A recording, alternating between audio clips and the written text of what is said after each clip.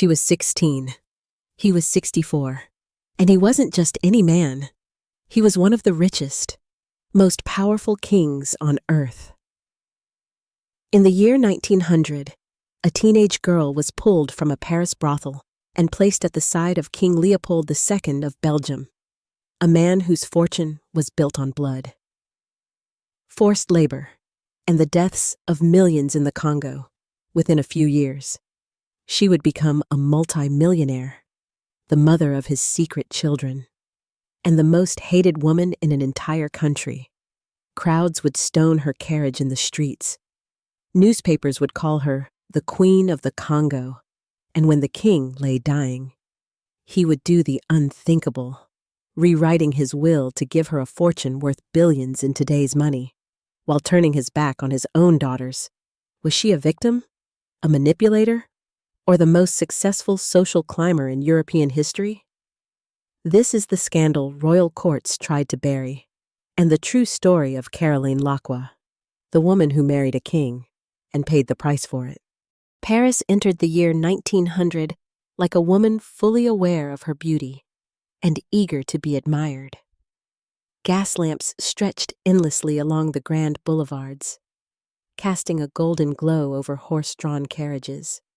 Silk dresses, polished boots, and faces flushed with wine and ambition. The city was alive with movement, noise, and promise. Cafes spilled onto sidewalks. Laughter floated through the night air. Music drifted from open windows. Paris was celebrating itself. That year, the world had come to watch. The Exposition Universelle, the World's Fair, transformed Paris into the beating heart of modern civilization. Nations competed to display their technological triumphs, their cultural superiority, their visions of the future. Electricity, steel, empire. Everything was on display. Europe stood at the edge of a new century, confident, arrogant, and blind to the cost of its own success. But while the city glittered above ground, another Paris existed beneath the surface. A Paris of narrow streets, shuttered windows, whispered transactions, and locked doors. A Paris that did not appear in postcards or official speeches. This was the Paris where pleasure was bought, sold, and discarded without ceremony. Where men with power came not to be admired, but to indulge. In one such quiet street, far from the crowds and fireworks, stood a discreet building with heavy curtains and an unremarkable door. No sign announced its purpose. It didn't need one. Those who belonged there already knew. Inside, time moved differently.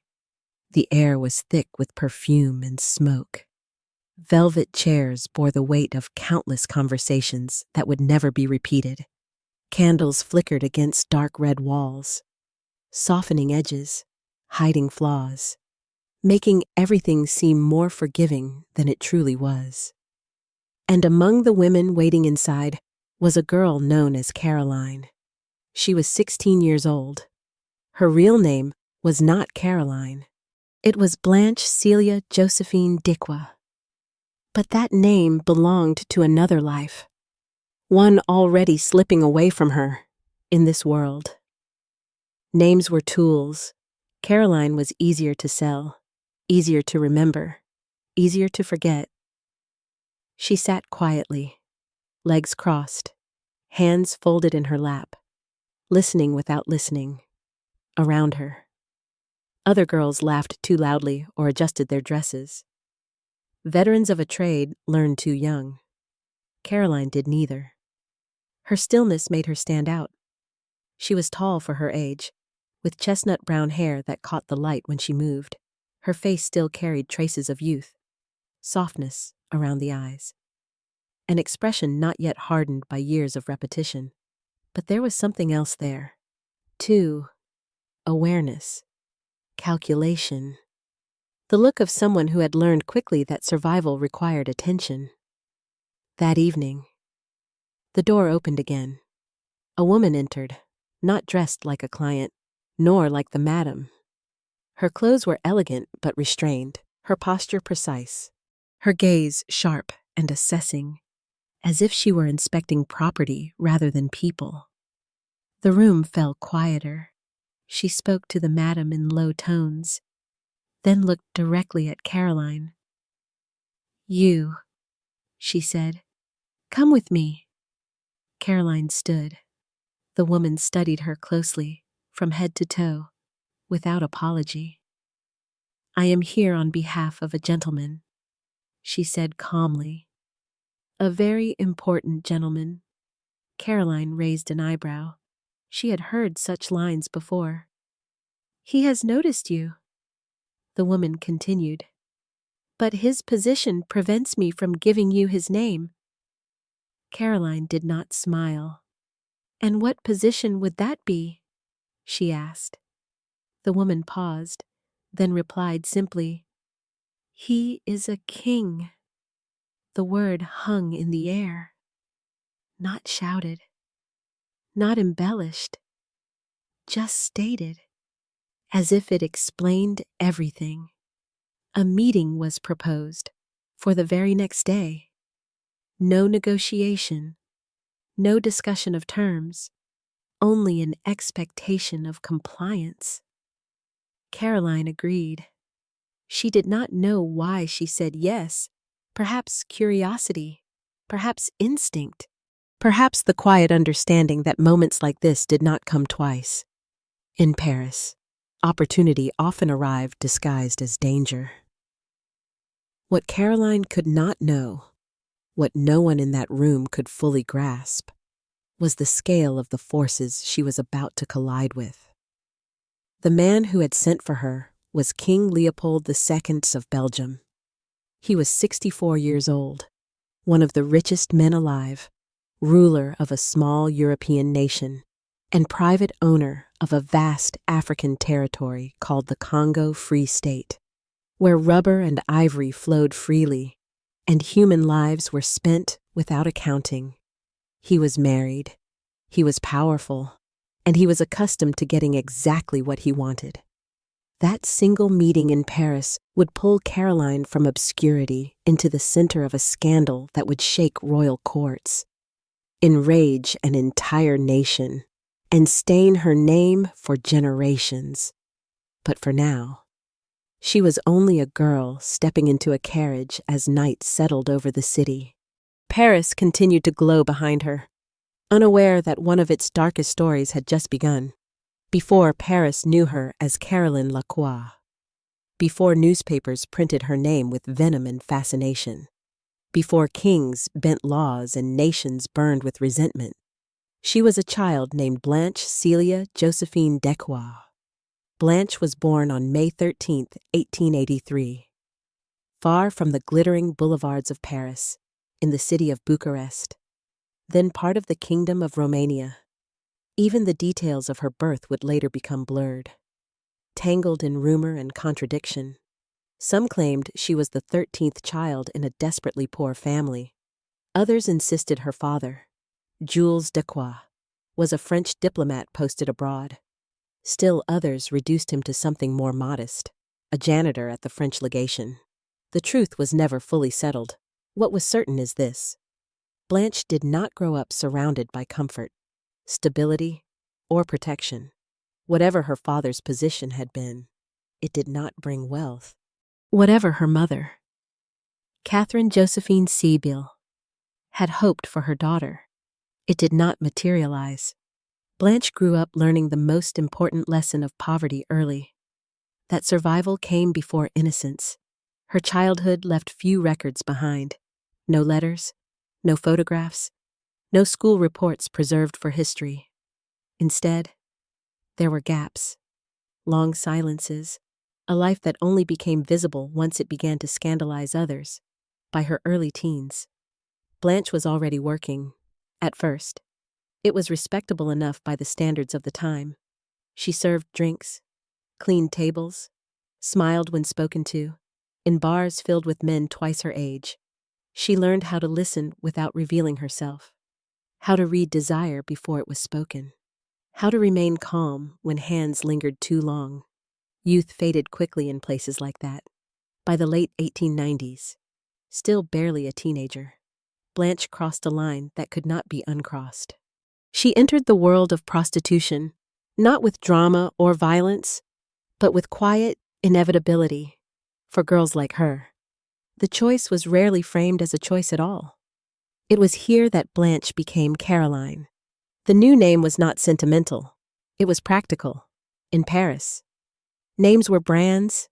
Caroline sounded elegant, French, easy on the tongue of wealthy men who preferred not to ask questions. Paris at the turn of the century was ruthless but efficient. It rewarded beauty quickly and discarded it just as fast. Caroline learned the rules faster than most. She did not drink too much. She did not fight other girls. She watched, observed, remembered. She understood something many never did. Attention was power, but mystery was protection. By the time she was 16, Caroline had developed a reputation, not loud, not flamboyant, but noticeable. Men remembered her. Women noticed her. The madams spoke of her differently, not with affection, but with calculation. And then there was Antoine Emmanuel Durieux. Durieux was a former French military officer, nearly 20 years older than Caroline. He was charming in the way men with fading authority often are, polished, persuasive, and deeply unreliable. He had a gambling problem, mounting debts, and a talent for inserting himself into other people's success. To Caroline, he offered structure, protection, access. To others, he was something simpler, a pimp with better manners. Durieux arranged meetings, negotiated prices, and ensured Caroline was introduced to men who could pay generously. In return, he took his share, and more. They lived beyond their means, staying in upscale hotels they could barely afford, constantly chased by unpaid bills. Yet despite the instability, Caroline rose. She began attracting men who did not merely seek pleasure, but discretion. Men who wanted silence, men who did not want to be recognized, men who belonged to the upper layers of society, where scandal was dangerous and exposure could ruin lives. Word spread quietly, and somewhere among those whispers, Caroline Laqua's name crossed the ears of a man who ruled a kingdom. King Leopold II of Belgium was visiting Paris in 1900. Officially, his presence was tied to diplomacy and the World's Fair. Unofficially, he had always treated Paris as a playground. Descriptions of Caroline reached him filtered through intermediaries. Above average height, full-figured yet graceful, pale complexion, thick chestnut hair, young, very young. Leopold did not ask many questions. Instead, he sent an emissary. And on that night, in a quiet brothel, far from the lights of the exposition, Caroline was summoned, unaware that her past had prepared her perfectly for a future she could never control. She was no longer just surviving. She was about to be chosen. The meeting was arranged with unsettling efficiency. No flowers, no letters, no public gestures. Caroline was told where to be and when. A carriage arrived precisely on time, its driver silent, its destination undisclosed. Paris passed by outside the window, boulevards giving way to quieter streets, crowds thinning, noise dissolving into distance. She adjusted her dress once, then stopped. This was not a night for seduction. She understood that instinctively. Whatever waited for her did not require performance. It required presence. The carriage came to a halt before a private residence, tasteful, guarded, discreet, inside. The air was still. Heavy curtains blocked the city from view. A fire burned low in the hearth despite the mild weather. And then she saw him. King Leopold II of Belgium did not rise immediately. He remained seated, studying her with the unhurried confidence of a man accustomed to ownership, of land, of people, of outcomes. He was 64 years old. Age had softened his body but sharpened his gaze. His beard was carefully trimmed, his suit immaculate. Nothing about him suggested warmth, nothing suggested haste. Caroline curtsied, not deeply, not theatrically, just enough. "Come closer," he said. His voice was calm, measured, the voice of someone used to being obeyed. She did, up close. The contrast between them was undeniable. A teenage girl, still carrying traces of childhood, stood before a man who had spent decades bending systems to his will. The imbalance was not merely personal, it was structural, historical, absolute. Leopold asked few questions: where she was from, how old she was, whether she traveled often. She answered honestly. There was no advantage in deception. He already knew more than he let on. What followed was not romance. It was negotiation, though only one side truly had leverage. Leopold made his expectations clear: discretion, availability, loyalty. In return, he offered protection, wealth, and removal from the uncertainty that had defined her life so far. Caroline listened. She had learned long ago that men like Leopold did not seek conversation. They sought affirmation. She gave him neither resistance nor eagerness, only attentiveness. It pleased him. By the end of the meeting, the arrangement was decided. There would be no public acknowledgement. She would travel under assumed names. Her former associations would be handled quietly. Antoine Emmanuel Durieux would be compensated and removed from the equation. Caroline was invited to leave Paris with the king the very next day. She accepted. The speed of it all left no room for reflection. In less than 24 hours, she had moved from anonymity into orbit around a monarch. There was no gradual transition, no pause to reconsider, only momentum. Durieux protested briefly when informed. His objections dissolved under the weight of money and authority. He had always been pragmatic. Survival, after all, was a skill Caroline had learned from him as much as from poverty. As the train carried them eastward, Caroline watched the French countryside blur past the window. Fields, villages, station platforms crowded with faces that would never know her name. She was leaving one life behind. Leopold, seated across from her, appeared satisfied. He spoke little, but when he did, it was with a sense of possession already assumed. He referred to future travels, residences, routines, as if her agreement had extended indefinitely. Perhaps it had, within weeks. Rumors began circulating. A young woman traveling with the king, a friend, a companion. Official denials followed, weak and unconvincing. Leopold had taken mistresses before. Europe had tolerated them, even mocked them. But this was different. Caroline was not aristocracy. She was not discreetly educated or carefully groomed. She was a commoner. Worse, she came from a world respectable society pretended did not exist, and she was young, uncomfortably young. As Leopold paraded her through select circles under false names, whispers grew louder. Diplomats noticed. Courtiers exchanged glances. Newspapers began to hint. What had started in a Paris brothel was evolving into a public crisis. Caroline, for her part, adapted quickly. She learned when to speak and when to remain silent, how to enter a room, how to endure scrutiny without flinching. She dressed better, lived better, ate better. But she did not forget where she came from, nor did Europe forget her. The girl who had once waited behind velvet curtains was now tied to the fate of a king, and unknowingly. To the anger of an entire nation, the scandal had not yet erupted, but the fuse had been lit. To the public, King Leopold II was a man of monuments and ambition.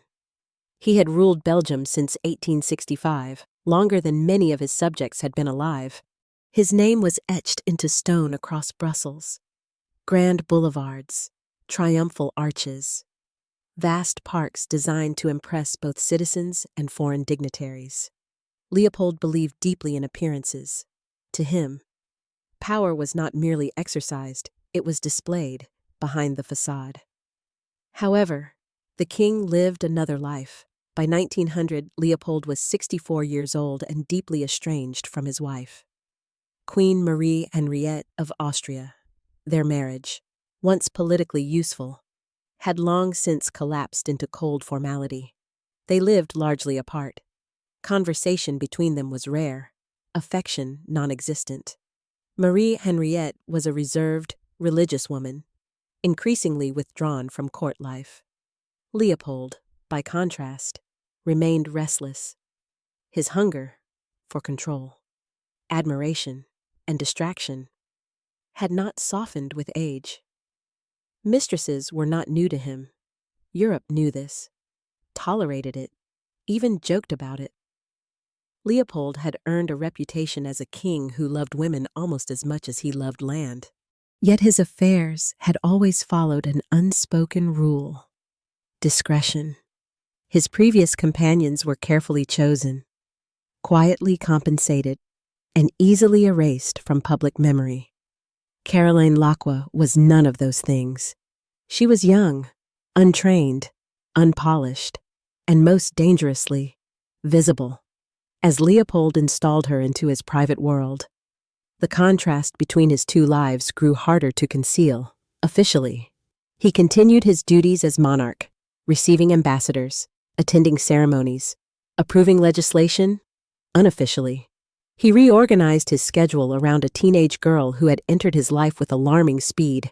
Caroline traveled with him under assumed names. Hotels were instructed. Servants were silenced. Routes were altered to avoid attention. Yet even the king's authority had limits. People noticed. At court, whispers turned into murmurs. Advisors exchanged uneasy glances. Leopold's daughters, already distant from their father, grew openly resentful. To them, Caroline was not merely an embarrassment. She was an intruder occupying space they believed still belonged to their mother. And then there was the matter of age. Caroline was not yet 17, even by the permissive standards of Europe's royal circles. This was unsettling. Newspapers began to hint without naming. Satirical cartoons circulated quietly.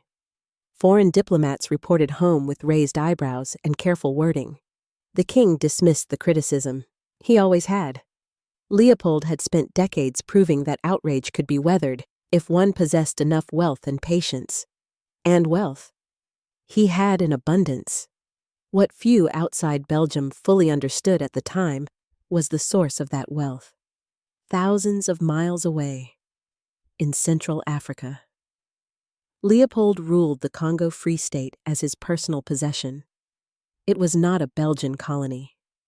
It was his. Rubber, ivory, and minerals flowed outward. Money flowed inward. So did blood. Reports of forced labor, mutilation, and mass death were already circulating in activist circles, but they had not yet captured the full attention of Europe. Leopold's public image remained largely intact. His empire, though brutal, was profitable, and profitability had a way of dulling moral concern. Caroline knew little of this. She understood money, houses, clothes, travel, the comforts that had replaced her former instability. She did not ask where the funds came from, and no one volunteered the truth. Ignorance, in this case, was not innocence, but it was convenient. As months passed, Leopold grew increasingly attached to her. He doted openly in private, compensating for the absence of genuine companionship elsewhere in his life. He spoke of the future with unsettling confidence, as if his authority extended naturally into time itself. For Caroline, adaptation became instinct. She learned court etiquette informally. She learned how to remain silent in rooms where silence was safer than intelligence. She learned to accept gifts without gratitude and favors without acknowledgement. But she also learned something else. She learned that proximity to power was intoxicating and dangerous. The king's attention shielded her from some threats, but it exposed her to others. The more visible she became to Leopold, the more invisible she became as a person, to the world. She was no longer a girl with a past. She was a symbol, and symbols invite hatred. By the time Leopold returned to Belgium with Caroline discreetly in tow, the atmosphere had shifted. What had begun as a private indulgence was now an open secret. The country had not yet turned against her, but it was beginning to watch. And in Belgium, when the public finally looked directly at Caroline Laqua, it would not do so with curiosity. It would look with fury. For a time, Leopold believed he could still control the narrative. Kings, after all, were practiced illusionists. They mastered the art of appearing dignified while concealing indulgence, of presenting tradition while quietly violating it. Leopold had done so for decades. He assumed this affair would be no different. He was wrong. In January 1901, Europe gathered in mourning Queen Victoria of Great Britain, the matriarch of an empire upon which the sun famously never set, was dead. Her funeral drew royalty from across the continent, kings, queens, princes, and heads of state assembling in London to pay their respects and reaffirm the bonds of old Europe. Leopold attended. So did Caroline. Officially, she traveled under an assumed name. Officially, she was nothing. Unofficially, she was by his side, visible, unmistakable, impossible to ignore, in the rigid hierarchy of European courts. Funerals were not merely expressions of grief. They were rituals of legitimacy. Every gesture mattered. Every presence carried meaning. And Caroline's presence was an outrage. She was not royal. She was not noble. She was not even discreet. Eyes followed her as she moved through halls lined with centuries of lineage. Courtiers whispered behind gloved hands.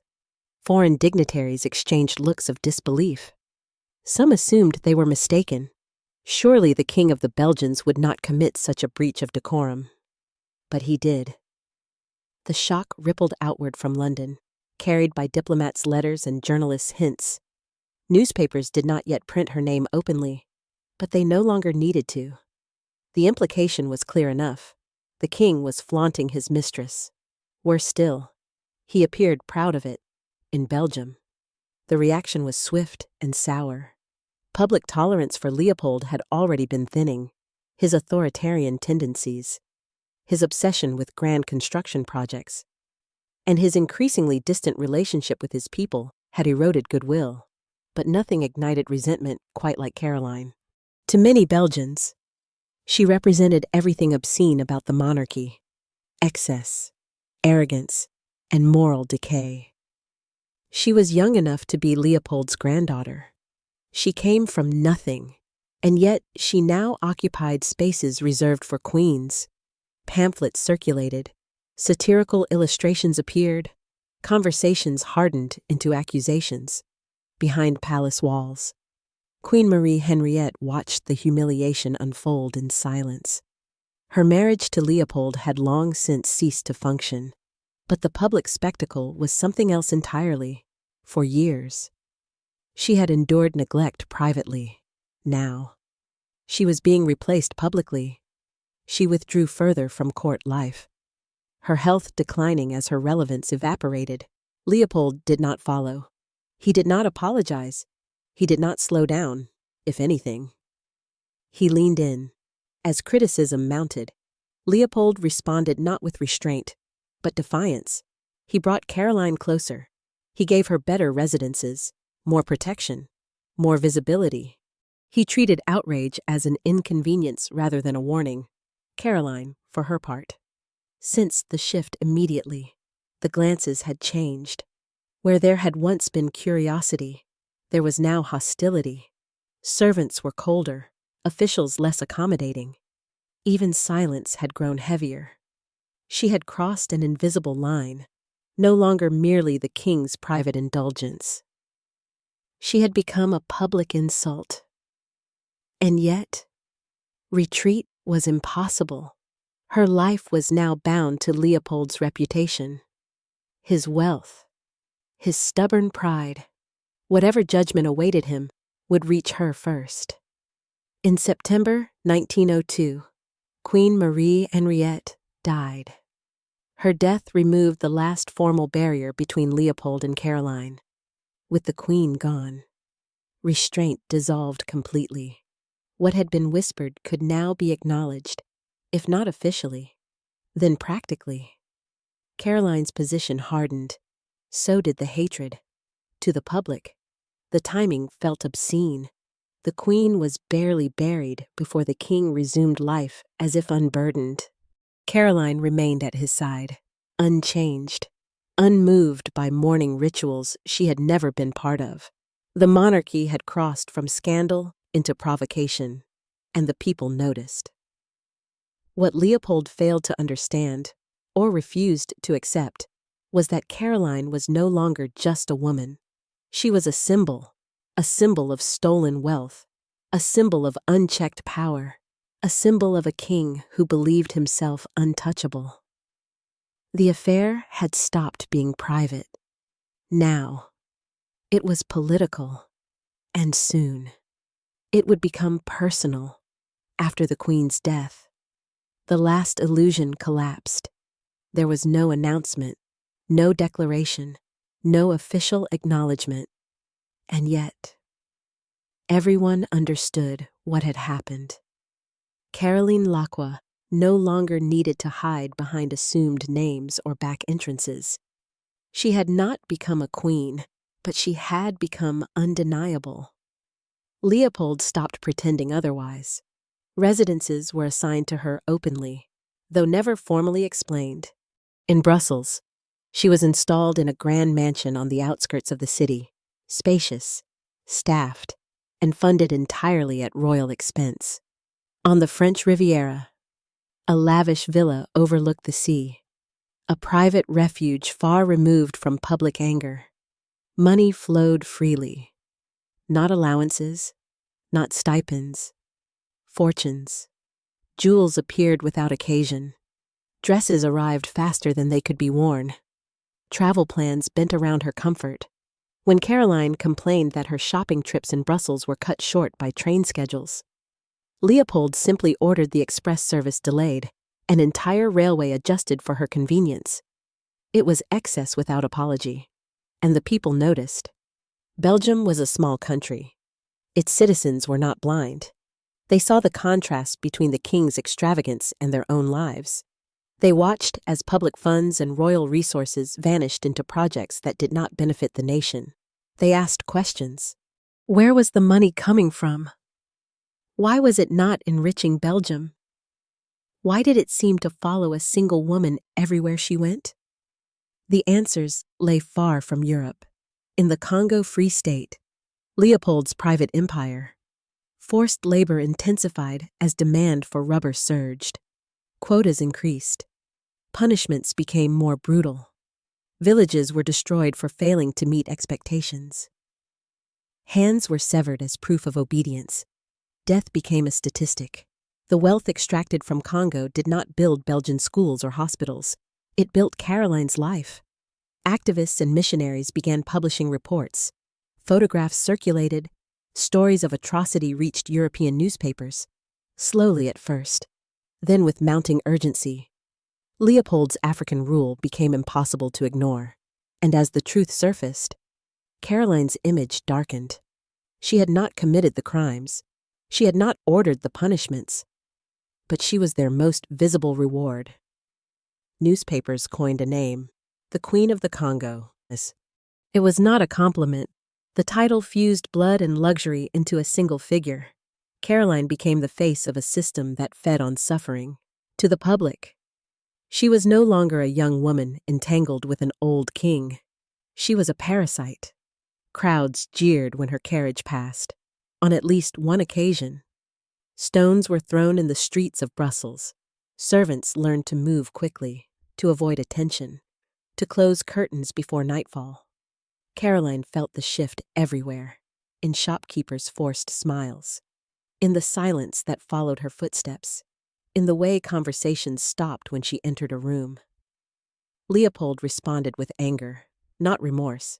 He blamed journalists, politicians, foreign agitators, anyone but himself. And as pressure mounted, his grip tightened. He became more controlling, more suspicious, more possessive. Caroline was watched. Walls were torn down between her residence and the king's nearby palace so that he could see her windows directly. Visitors were noted. Schedules scrutinized. Privacy evaporated. Yet despite the surveillance, despite the hatred, Caroline remained. Leaving was no longer an option. Her former protector, Antoine Emmanuel Durieux, lingered in the background, drawn back by money and familiarity. Rumors of his visits reached Leopold's ears, fueling paranoia and rage. What had once been indulgence became obsession. By the mid-1900s, Leopold's world was shrinking. His authority was challenged abroad. His popularity at home collapsed. His empire in Africa teetered under international condemnation. And Caroline stood at the center of it all, wealthy, isolated, and irrevocably bound to a man who refused to let go. She had risen higher than anyone like her ever had, but she had risen onto ground soaked with blood, and the fall, when it came, would be just as public. Scandal can be endured, hypocrisy can be forgiven, but succession threatens everything. For years, Leopold's relationship with Caroline had been tolerated as a moral disgrace, embarrassing, offensive, but ultimately survivable. Kings had mistresses before. Nations had looked away. What made this affair different was not the age gap, nor the vulgar display of wealth. It was the children. In February 1906, Caroline gave birth to a son. His name was Lucien Philippe.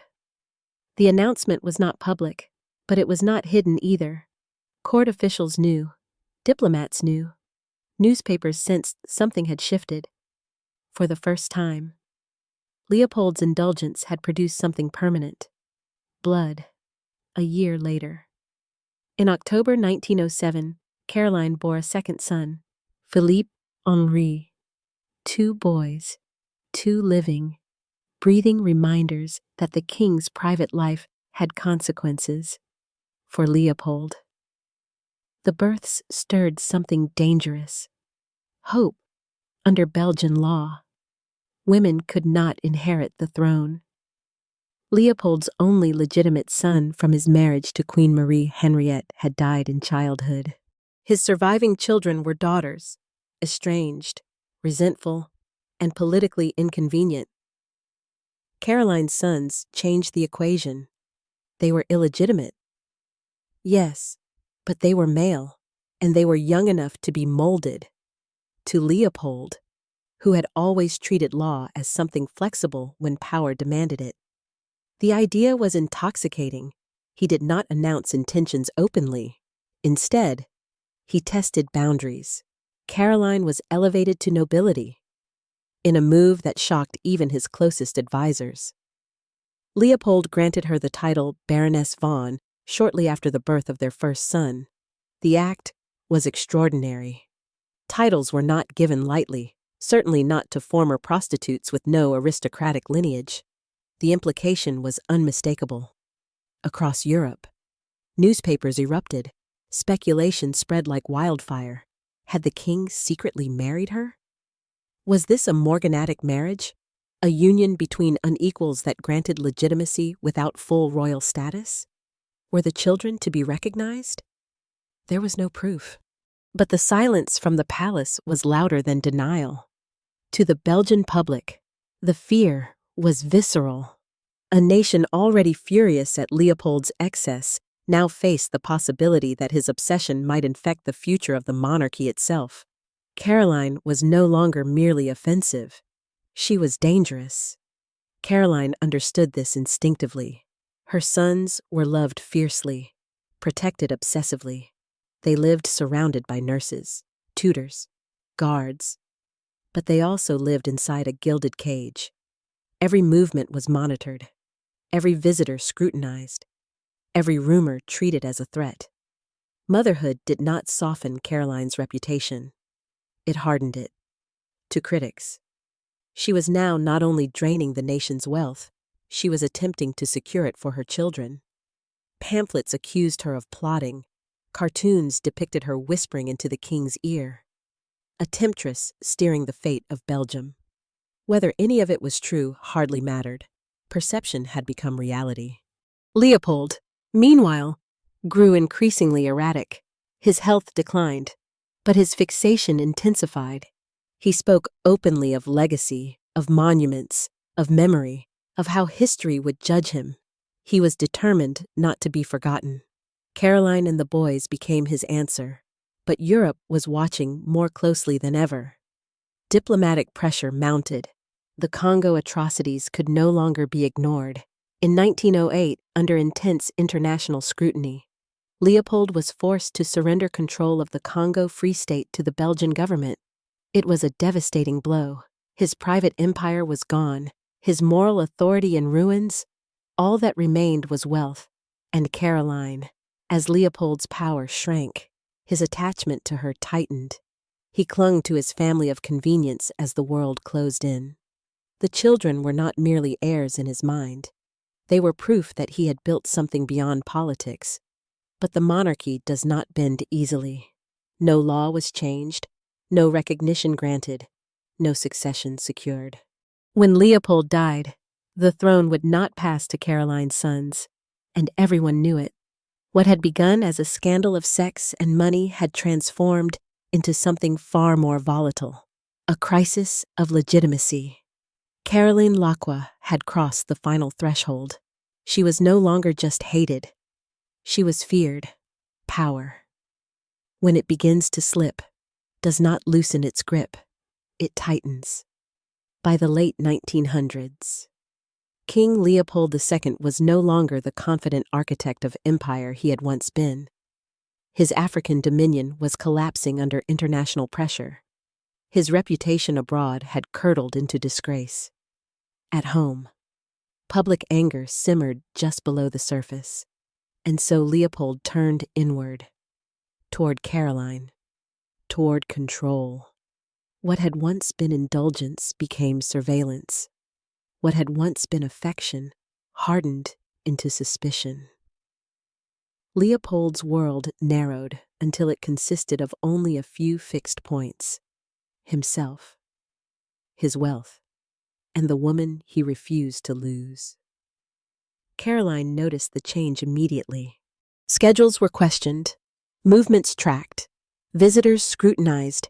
Even servants, once indifferent, now reported back with unnerving precision. Nothing in her life was casual anymore. Everything was observed. The most disturbing symbol of this shift came quietly. Leopold ordered the removal of visual barriers between his palace and Caroline's residence. Trees were cut down, walls dismantled, sightlines cleared. From his windows, the king could now look directly across the grounds and into her world. It was not romantic. It was ownership. Caroline was expected to be visible, always. Absence invited suspicion. Silence demanded explanation. Leopold no longer trusted time or distance. He trusted only what he could see. And then there was Antoine Emmanuel Durieux. The man from Caroline's past had never fully disappeared. Money had pushed him away once. It could not erase familiarity, drawn by comfort, habit, or unfinished claims. Durieux drifted back into her orbit. He followed her to Brussels, at first, discreetly, then less so, on occasion. He was seen entering and leaving her residence. Caroline attempted to deflect suspicion, introducing him as a relative, her brother. She claimed the excuse satisfied no one for long. Rumors reached Leopold quickly. They ignited something volatile. Leopold's jealousy was not the jealousy of a lover. It was the jealousy of a ruler confronting the idea that something he considered his might still belong to another. Durieux represented Caroline's life before him, one he had paid to erase, yet could never fully destroy. Confrontations followed. Leopold accused, Caroline denied. Neither fully convinced the other. Trust, once broken, was not repaired by money or titles. Instead, Leopold escalated. He restricted her movements further, increased oversight, tightened the circle of those allowed near her. His authority, once expansive, now fixated obsessively on a single person. Caroline felt the walls closing in. Luxury had lost its warmth. Wealth no longer felt like freedom. She was surrounded by opulence yet deprived of privacy, affection, and choice. Outside the palace, the world continued to turn against them. In 1908, Leopold was forced to relinquish control of the Congo Free State entirely. The territory passed into the hands of the Belgian government. Investigations began. Atrocities were no longer whispers, they were documented facts. The king's greatest source of pride was stripped away. His legacy was unraveling. Leopold aged rapidly. His health declined. He became irritable, withdrawn, and increasingly erratic. Those around him noticed his paranoia deepening, his temper shortening, his fixation on Caroline intensifying. She was no longer simply his companion, she was his last possession. For Caroline, escape was impossible. Leaving Leopold would mean forfeiting protection, wealth, and legitimacy, all while facing a hostile public eager to see her fall. Staying meant surrendering autonomy to a man unraveling before her eyes. Either way, there was no victory. As Leopold's body weakened, his need for control strengthened. He spoke of betrayal, of loyalty, of how history treated ungrateful women. He reminded Caroline, often, of everything he had given her, and of everything he could still take away. The relationship had reached its final, most dangerous phase. No longer scandal, no longer indulgence. It was confinement.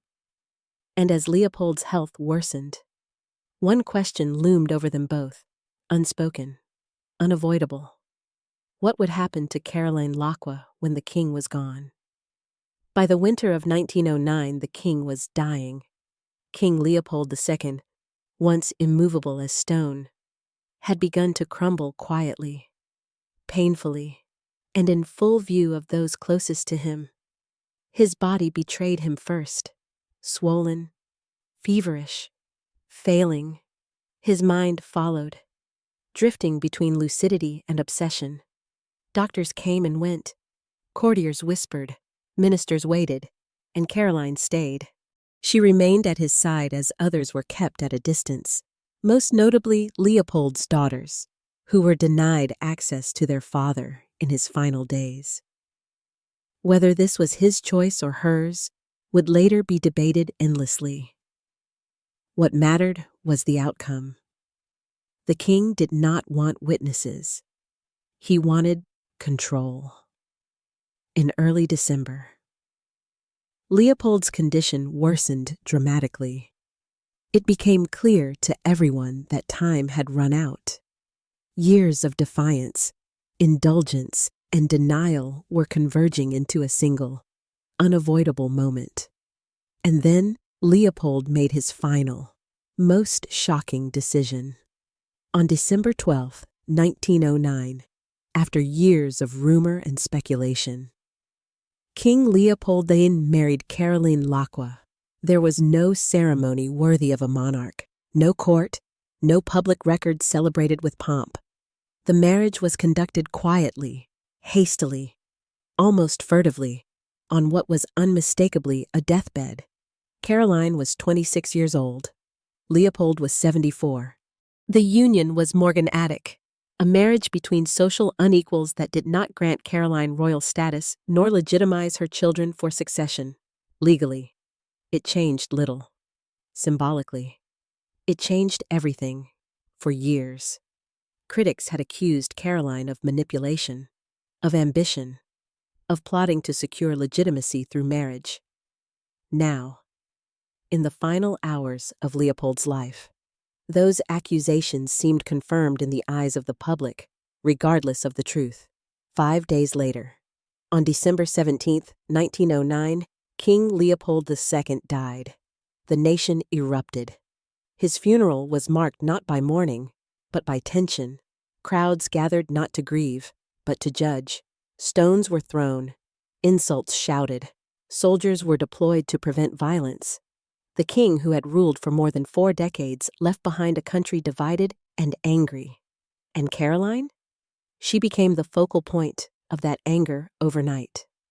Leopold's will was revealed soon after, and it was explosive. The king had arranged his finances with meticulous care. Vast sums, hidden in trusts, shell companies, and foreign accounts were left either directly to Caroline or earmarked for their sons upon reaching adulthood. The exact amount would never be fully confirmed, but estimates ran into tens of millions of francs, the equivalent of billions of dollars today. Leopold's daughters from his first marriage were left with a comparatively modest inheritance, around 6 million francs between them. Much of it provided through state arrangements rather than their father's personal estate. The message was unmistakable. The man who had refused to see his daughters on his deathbed had ensured that Caroline would never be poor. Legal challenges erupted immediately. The new king, Albert I, Leopold's nephew and successor, moved quickly to reclaim properties and funds he believed had been wrongfully diverted. Caroline was evicted from the lavish villa on the French Riviera. Lawsuits multiplied, courts filled with arguments over legality, morality, and blood. Public hatred intensified. In Brussels, Caroline's carriage was attacked. Stones shattered windows. Crowds cursed her name. She was blamed not only for Leopold's excesses, but for his final insult to the nation, to many. She was no longer a woman. She was a symbol of everything Leopold had stolen. Yet Caroline did not disappear. She endured the hostility with composure that many mistook for indifference. She did not issue statements. She did not plead for sympathy. She withdrew quietly, guarded closely, and waited. She had survived poverty. She had survived scandal. She had survived a king. Now, she would have to survive history. But as the dust settled over Leopold's grave, one truth became unavoidable. The story was not over. In death, the king had unleashed the final act of destruction, not upon himself, but upon the woman he left behind. And Caroline Laqua, newly married and newly widowed, was about to face the world alone. When King Leopold VI was lowered into the ground, Belgium did not exhale. It clenched its fists. For more than 40 years, Leopold had ruled with a mixture of arrogance and ambition, leaving behind monuments of stone and a legacy soaked in blood. His death did not bring closure. It opened a reckoning, and Caroline Laqua stood directly in its path. Within days, the legal assault began. Leopold's daughters challenged the will, arguing that their father had been manipulated in his final years. Politicians demanded investigations. Journalists dug into every document they could access, searching for proof of corruption, coercion, or illegality. At the center of it all was Caroline. She was summoned to courts not as a widow, but as an intruder. Lawyers questioned the legitimacy of her marriage, the legality of her inheritance, the morality of her influence. Every franc she possessed was treated as suspect. Every gift, every property, every trust fund was scrutinized. The new king, Albert I, moved decisively. He was young, principled, and acutely aware that Belgium needed distance from Leopold's excesses to restore public confidence. He had to act, and Caroline became a convenient target. Properties once granted to her were reclaimed. The villa on the French Riviera was seized back into royal possession. Access to certain funds was frozen. The message was clear. The age of indulgence was over. In the streets, the mood was uglier. Caroline could no longer move freely. When her carriage appeared in Brussels, crowds gathered, not to stare, but to attack. Stones flew. Insults followed her like a chorus. She was called a thief, a whore, a parasite. To many Belgians, she embodied everything they despised about Leopold's reign. They did not care that she had not ruled the Congo. They did not care that she had not ordered the whips or amputations. She had lived well while others suffered. That was enough. Caroline learned quickly how thin protection could be once power disappeared. Guards were fewer. Allies vanished. Invitations stopped arriving. Doors that had once opened effortlessly now remained closed. And yet, she was far from ruined. Despite the lawsuits and seizures, Caroline retained an enormous personal fortune. Leopold had been careful, creative, and ruthless in hiding his wealth. Trusts established abroad remained beyond easy reach. Assets moved quietly across borders. Money continued to arrive.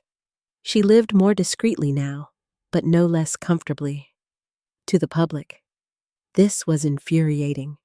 They wanted her punished, reduced, broken. Instead, she endured. Caroline did not plead her case in newspapers. She did not tour Europe seeking sympathy. She withdrew into private life, traveling carefully, choosing silence over defense. It was a mistake to underestimate her. Years of surviving men far more dangerous than journalists had taught Caroline patience. She understood something her enemies did not. Outrage burns hot. But briefly, time dulls even the sharpest anger. What she could not escape, however, was isolation. The court despised her. The public loathed her. Her children, still young, were reminders of a scandal no one wished to remember. She existed in a strange limbo, wealthy, protected, and yet profoundly alone. It was in this vacuum that a familiar figure returned.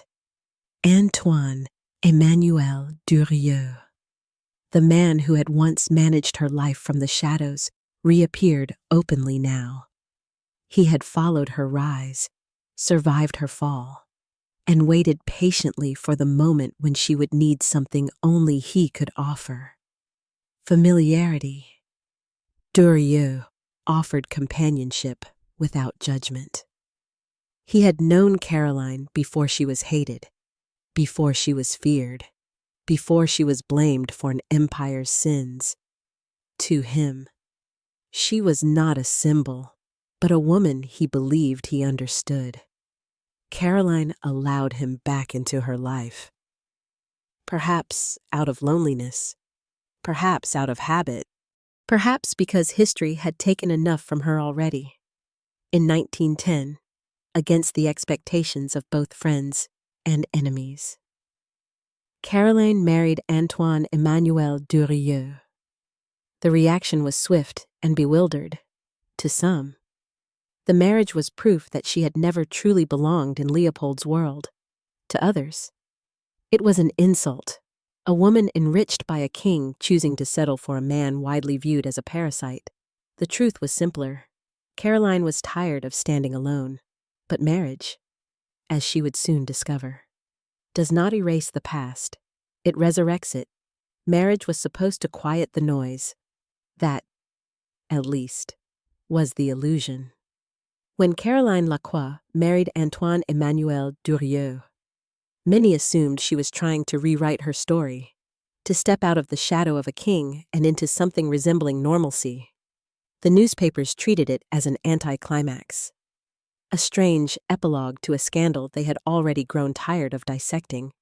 But the marriage was never about love. It was about familiarity. Durieux had known Caroline before palaces, before titles, before hatred. He had seen her when she was still learning how to survive. When power belonged to others and money was counted carefully, to him. She was not the queen of the Congo. She was a woman he believed he could reclaim. That belief proved fatal to the union. From the beginning, resentment simmered beneath the surface. Durieux had lived in Caroline's orbit for years, benefiting from her ascent without ever controlling it. Now, suddenly, he was her husband, yet nothing about her life truly belonged to him. The money was hers, the houses were hers, the children were hers, and the past, especially Leopold, was everywhere. Durieux could not compete with a dead king. He drank more, gambled again. Old habits resurfaced with frightening ease. Caroline watched him repeat the same cycles she had once escaped, and something inside her hardened. She had not survived poverty, scandal, and public hatred to become a caretaker for a man unraveling under the weight of his own inadequacy. Arguments became routine. Accusations followed. Durieux resented the restrictions imposed by Caroline's reputation, the watchful eyes that still followed her movements, the lingering legal battles that refused to fade. He wanted access. She wanted peace. Neither found what they were looking for. By 1913, the marriage collapsed. The divorce was swift, unsentimental, and quietly humiliating for Durieux. He left with little more than he had entered with. His proximity to Caroline's fortune had never translated into control over it. For Caroline, the end of the marriage marked something final. The last thread connecting her to her former life had snapped. She did not marry again. Suitors existed, wealthy men, minor nobles, opportunists drawn to her fortune, but Caroline refused them all. She had learned, painfully, that proximity did not equal security, and that men rarely loved without expectation. She chose solitude instead. The years that followed were quieter, but not empty. Caroline lived well, traveling discreetly, maintaining residences across Europe, shielding her sons from public scrutiny as best she could. Her wealth remained substantial despite ongoing legal pressure. Trusts established during Leopold's lifetime continued to protect her interests. But loss did not stop. In 1914, tragedy struck again when her younger son, Philippe Henri, died at a young age. The cause was not scandalous. It did not make headlines. But for Caroline, it was devastating. The world had already taken enough. Her older son, Lucien Philippe, survived, growing into adulthood far from the center of European power. He carried a title granted by his father, but little of the influence that title once promised. History had moved on. World War I reshaped Europe. Empires collapsed. New nations rose. The outrage that had once surrounded Caroline faded. Not because she was forgiven, but because the world had found new villains. She became a ghost of another era. In the 1930s, long after the hatred had cooled into indifference, Caroline made one final, curious decision. She told her story. A memoir was produced in 1937, published under the English title, A Commoner Married a King. It presented her life as she wished it to be remembered, selective, self-justifying, and carefully framed. Historians would later approach the book with skepticism. Dates blurred, motives softened, responsibility shifted. Caroline was not lying outright, but she was not confessing either. She was curating memory. When World War II swept across Europe, Caroline lived quietly in France, far from the centers of power she had once occupied. There were no more titles to grant her, no fortunes to contest, no crowds left to throw stones. Only time. Caroline Laqua died on February 12, 1948, at the age of 64, the same age Leopold had been when he first summoned her. There was no scandal at her death, no public mourning, no redemption, only silence. History would remember her imperfectly, caught between victim and villain, between survival and complicity. A woman who rose too high, too fast, and lived long enough to watch the world forget why it had ever hated her at all. History is rarely fair. It does not weigh context carefully. It does not pause to ask who had choices and who merely survived them. History prefers symbols to people, labels to nuance, and Caroline Laqua became one of those symbols. By the time of her death in 1948, the world she had once scandalized no longer existed. Monarchies had fallen. Empires had collapsed. The Congo was no longer a private kingdom carved up by one man's ambition. Europe itself had nearly destroyed itself twice.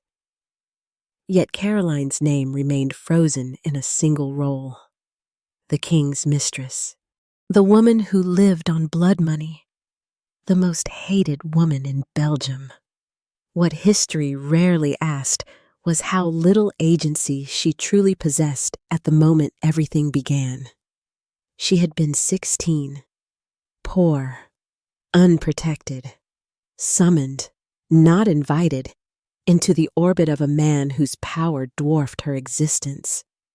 And yet, history is also unforgiving of comfort. Caroline did not refuse the wealth.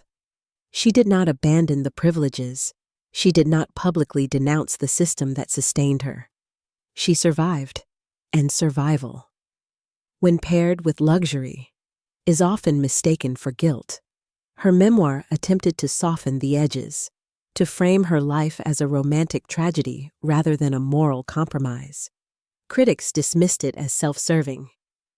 Defenders argued she was finally reclaiming her voice. Both were right. Caroline was neither monster nor martyr. She was a product of her time, of a Europe that devoured the weak and rewarded proximity to power. Regardless of cost, she rose not because she was virtuous, but because she was visible, convenient, and silent when silence was demanded. The true architect of the suffering, the man whose policies mutilated villages and erased millions, was honored with monuments that still stand. Caroline received stones. That imbalance is history's most uncomfortable truth. She did not rule the Congo. She did not command the soldiers. She did not write the quotas, but she benefited. And history rarely forgives beneficiaries. In the end, Caroline Laqua lived long enough to watch her scandal fade into footnotes. She was not redeemed. She was not punished. She was simply forgotten. And perhaps that is the final judgment history delivers when it cannot decide what to do with a person. It erases them. Yet her story remains a warning. Not about ambition, not about seduction, but about how power chooses its companions and how quickly it discards them once they are no longer useful. Caroline touched the center of empire and lived. Millions in the Congo did not. That contrast is the silence history leaves behind, and it is in that silence that her story truly ends.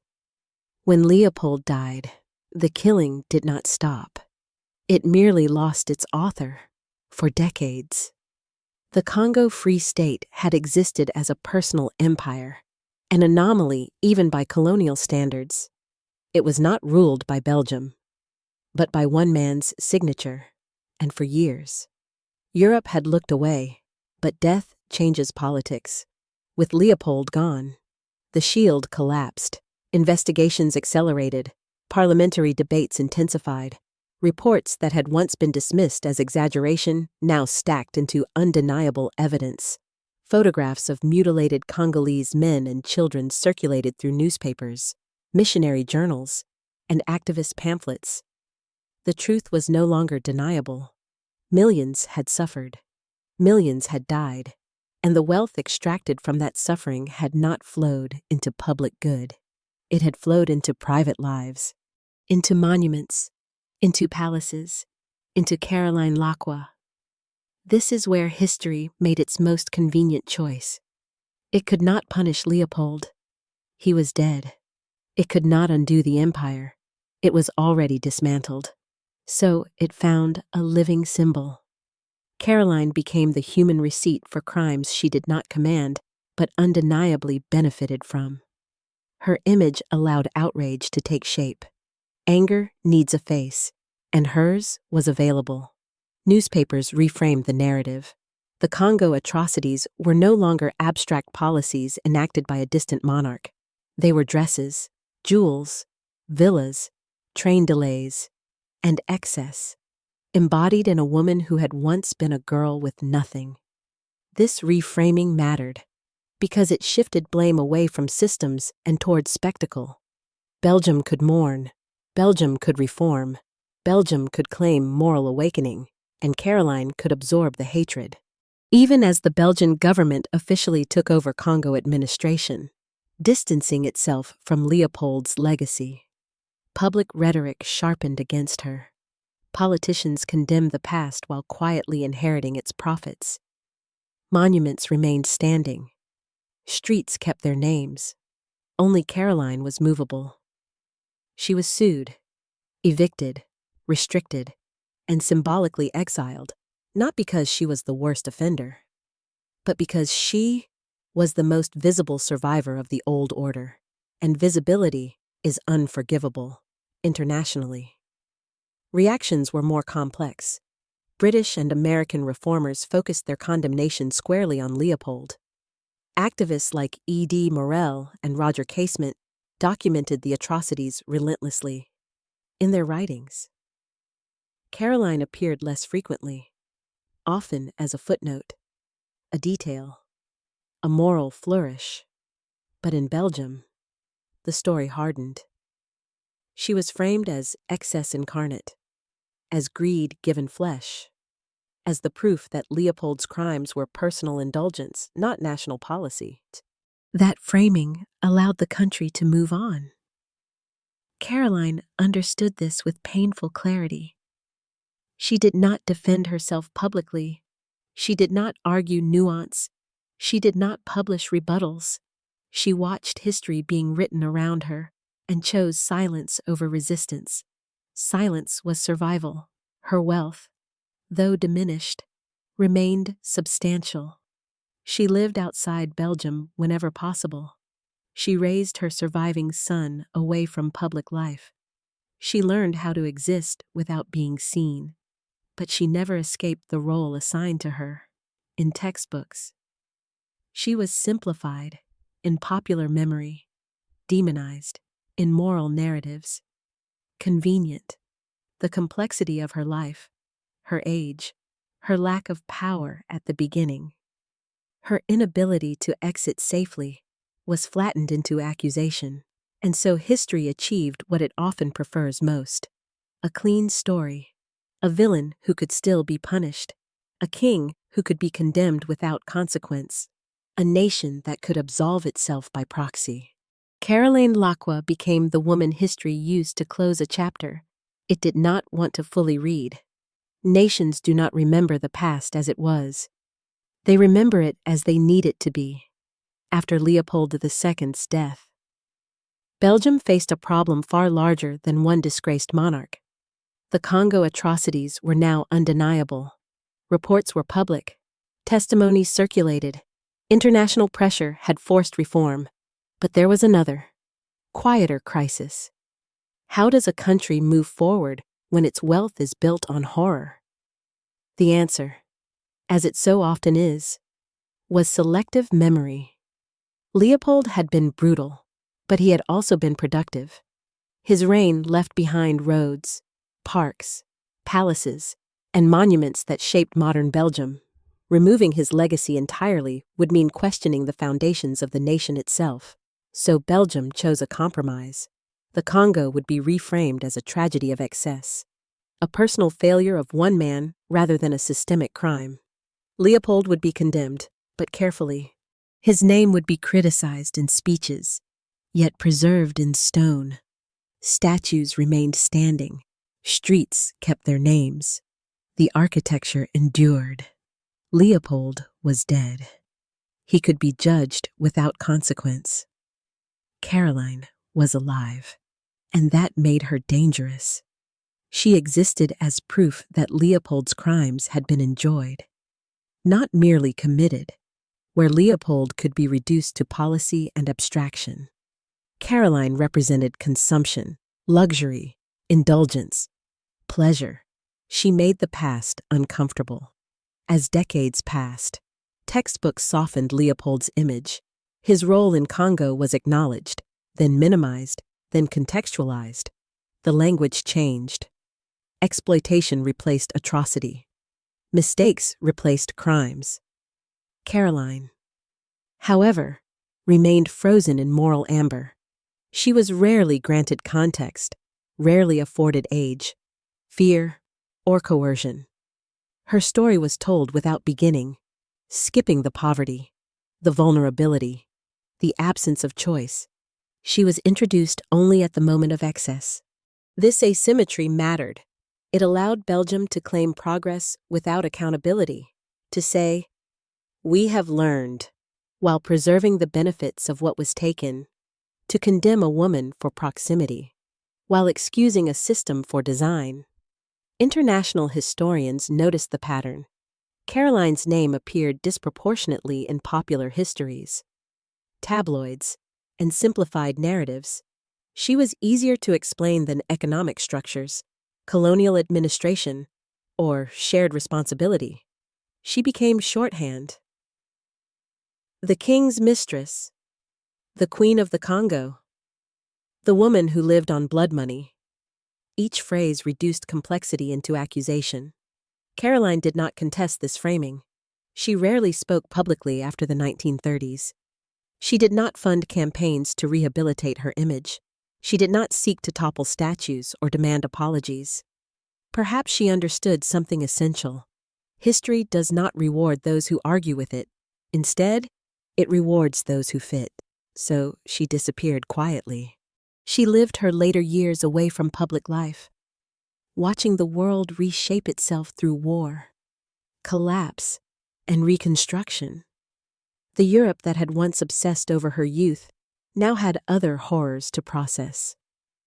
When she died in 1948, there were no protests, no editorials, no reassessments, just a brief notice. Meanwhile, Leopold's name continued to circulate, controversial, debated, but embedded, a problem to be discussed, a figure to be contextualized. He remained interesting. Caroline became inconvenient, and so history did what it often does best. It simplified. The king became a lesson. The woman became a warning. Not about colonialism, but about ambition. Not about power, but about proximity to it. In that simplification, a deeper truth was lost. Caroline Laqua did not shape an empire. She did not design a system of terror. She did not command armies, but she survived inside a machine built by others, and history punished her for not being crushed by it. That punishment was not prison. It was permanence. She was never allowed to move on in memory, even when the world did, and that, perhaps, is the most enduring cruelty history can offer. A century later, the story refuses to settle. Every generation that rediscovers Caroline Laqua asks the same question, often with the same urgency, and rarely with the same answer. Was she a victim? Was she an accomplice? Or was she something far more unsettling? Someone who existed in the gray space between power and powerlessness. From a modern perspective, the imbalance at the beginning of her story is impossible to ignore. Caroline was 16 years old, poor, without family protection, without legal or social leverage, summoned by a king whose authority could bend institutions, silence dissent, and rewrite lives. Consent, in such a context, becomes complicated. Yet history does not pause at beginnings. Caroline did not remain powerless. She adapted, she learned, she benefited. She accepted wealth on a scale that insulated her from consequences faced by millions whose suffering financed her comfort. This is where sympathy fractures. Modern audiences are uncomfortable with binary judgments, but they are equally uncomfortable with absolution. To acknowledge Caroline as a victim risks minimizing her complicity. To condemn her as a villain risks ignoring the system that made her both expendable and profitable. What unsettles people most is not her rise, but her survival. She did not die young. She did not collapse publicly. She did not confess or repent. She lived, and survival, especially comfortable survival, challenges the narratives we prefer, narratives where suffering is visible, proportional, and morally neat. Gender complicates everything. History has long punished women for proximity to male power, while excusing the structures that empower men. Caroline's sexuality was scrutinized in ways Leopold's brutality never was. Her body became evidence. His policies became footnotes. She was accused of manipulation because she was visible. He was excused because he was systemic, even today. Discussions about Caroline often focus on her clothes, her spending, her demeanor, details that humanize but also trivialize. Leopold, meanwhile, is discussed in terms of governance, economics, and empire. The imbalance persists. And yet, to frame Caroline purely as a casualty of patriarchy risks erasing the agency she did exercise once power shifted into her hands. She negotiated. She accepted. She protected her interests fiercely. She was not ignorant. Perhaps the most honest conclusion is also the least satisfying. Caroline Laqua was both harmed by power and shaped by it. She entered history through coercion and remained in it through accommodation. She did not create the system that destroyed Congo, but she learned how to live comfortably inside it. That truth resists simplification. It demands a reckoning not just with one woman, but with how societies assign blame, how they personalize structural violence, how they prefer faces to frameworks. Caroline became a vessel for collective anger because she was reachable. Leopold, even in disgrace, remained abstract. His crimes diffused across geography, time, and bureaucracy. Anger needs a target. She was close enough, in the end. Perhaps the most revealing question is not what Caroline deserved, but why history needed her to bear so much weight. Why was it easier to hate her than to dismantle the systems Leopold represented? Why did her comfort provoke more outrage than millions of unseen deaths? Why does her story still feel unresolved? Because it exposes something uncomfortable. That power does not only destroy, it seduces. And sometimes, it spares those closest to it, while crushing those it never sees. Caroline Laqua lived in that contradiction. And that is why her story endures, not as a cautionary tale of ambition, but as a mirror held up to how history chooses its villains. Hatred, once it settles, looks for permanence. By the 1910s, Caroline Laqua was no longer a scandal in motion. She had become a fixed idea, repeated, simplified, and sharpened with every retelling. In cafes, in newspapers, in parliamentary speeches. Her name no longer needed explanation. People knew what it meant. To say Caroline Laqua was to invoke excess, to invoke corruption, to invoke Congo, without having to speak its name. Belgium was trying to heal without reopening wounds. The Congo Free State had been transferred to government control. Its worst practices officially condemned. Committees were formed. Language was adjusted. Responsibility was redistributed across institutions. But anger does not disperse so easily. The public wanted accountability that felt immediate and visible. Systems were too large. Bureaucracy was too abstract. Dead kings could not be punished. Caroline could. She was alive. She was wealthy. And she was unmistakably associated with Leopold's final years. The years when the scale of Congo's suffering became impossible to deny. The press hardened its tone. Editorials framed her as the embodiment of greed. Political cartoons exaggerated her figure, draped her in jewels, placed Congolese bodies at her feet. Satire stripped her of age, context, and complexity. She was reduced to appetite. It worked. Crowds responded with visceral hostility. When her carriage appeared in Brussels, people gathered instinctively, not out of curiosity, but with intent. Shouts followed her path. Stones struck wood and glass. Guards tightened ranks, not to protect dignity, but to prevent chaos. Caroline learned to move quickly, to travel quietly, to disappear when possible.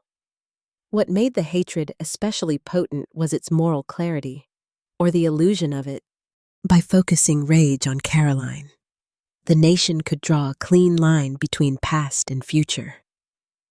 We were deceived. The story went, the king was corrupted. She took advantage. This narrative allowed Belgium to condemn without confronting continuity. The money remained. The infrastructure remained. The benefits of empire persisted. Only the symbols shifted. Caroline became that symbol. She noticed how language changed around her. Where once she had been described as young or naive, she was now calculating.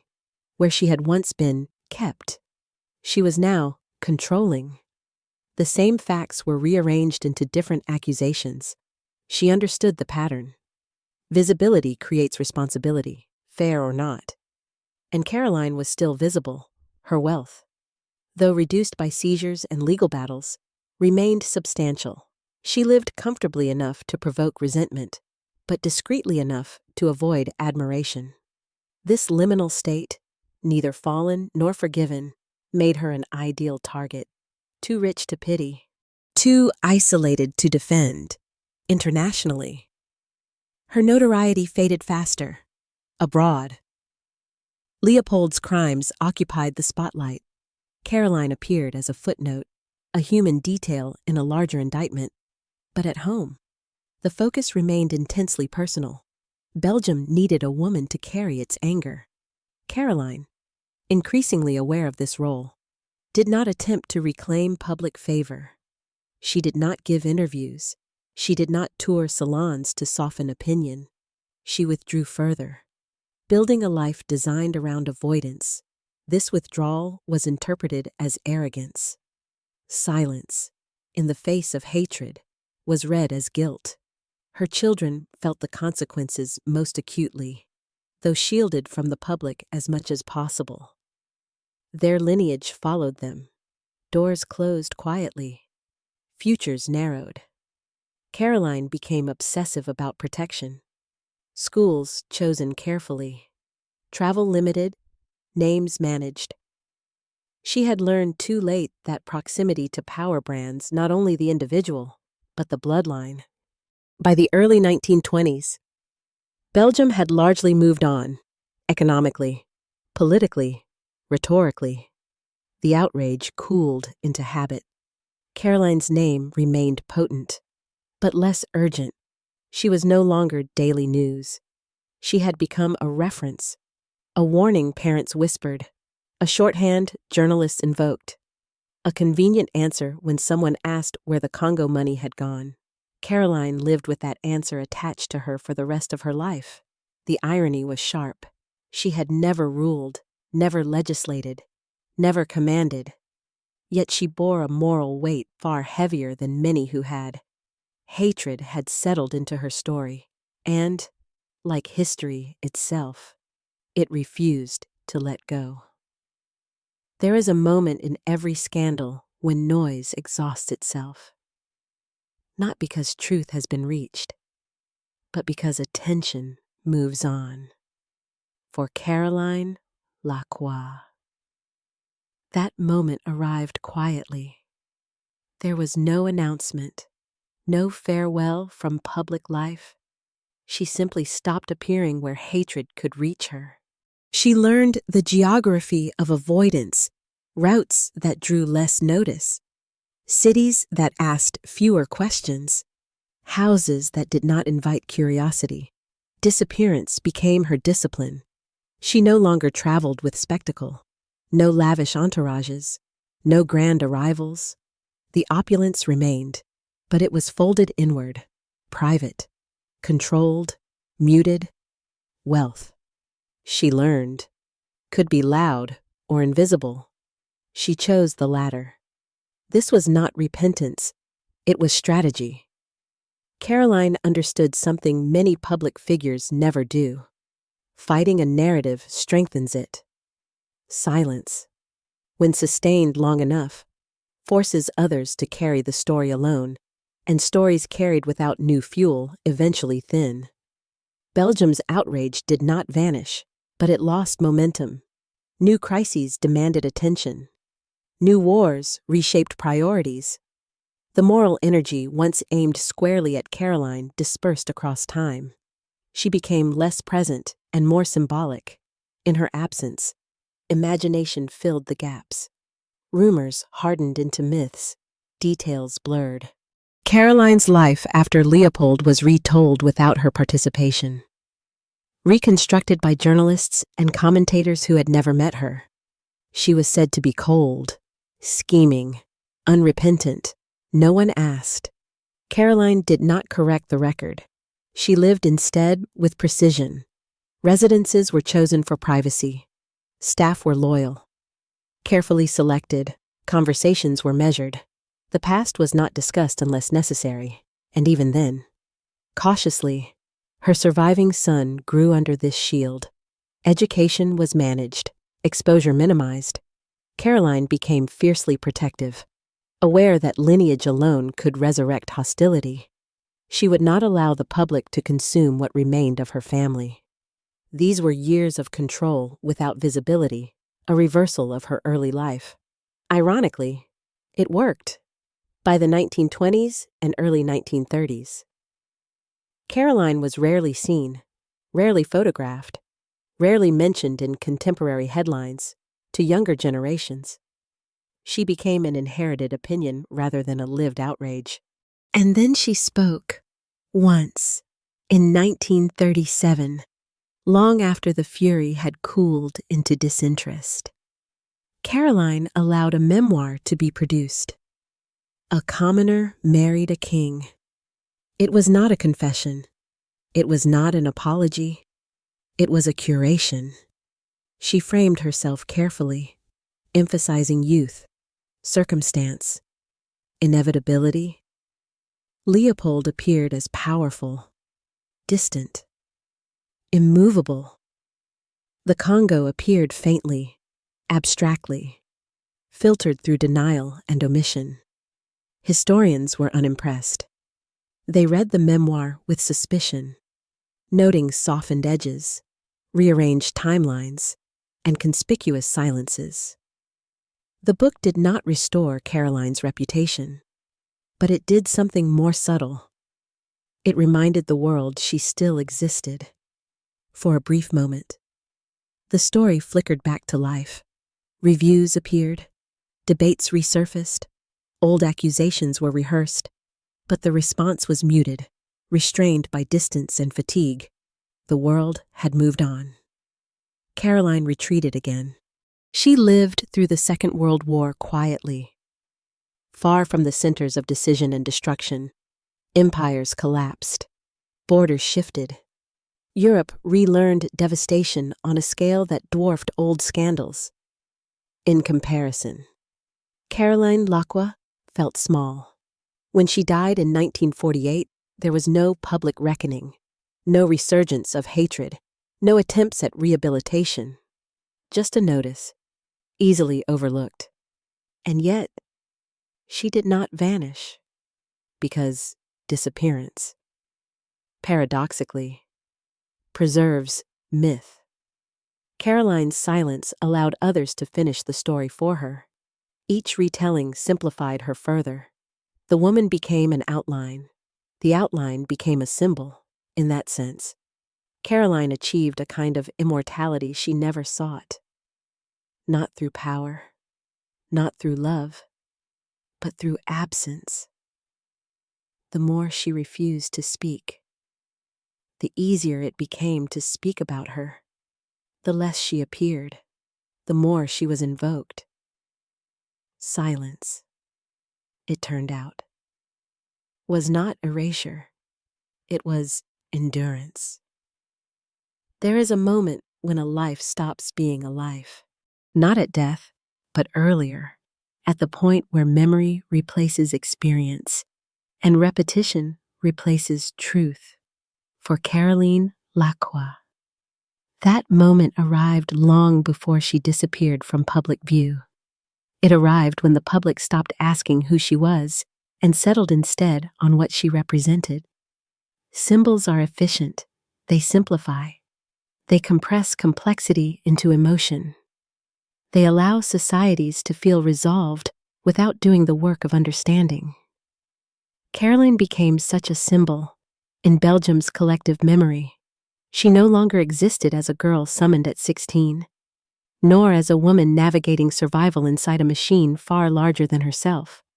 She existed as shorthand, a figure onto which anger, guilt, and unresolved shame could be projected. The most hated woman in Belgium. The phrase endured because it was useful. It allowed the past to feel contained. If hatred could be assigned to a person, then responsibility could be imagined as personal rather than structural. Leopold's empire could be framed as a moral deviation rather than a logical extension of European colonialism. Caroline absorbed what the system could not. This freezing of memory followed a familiar pattern.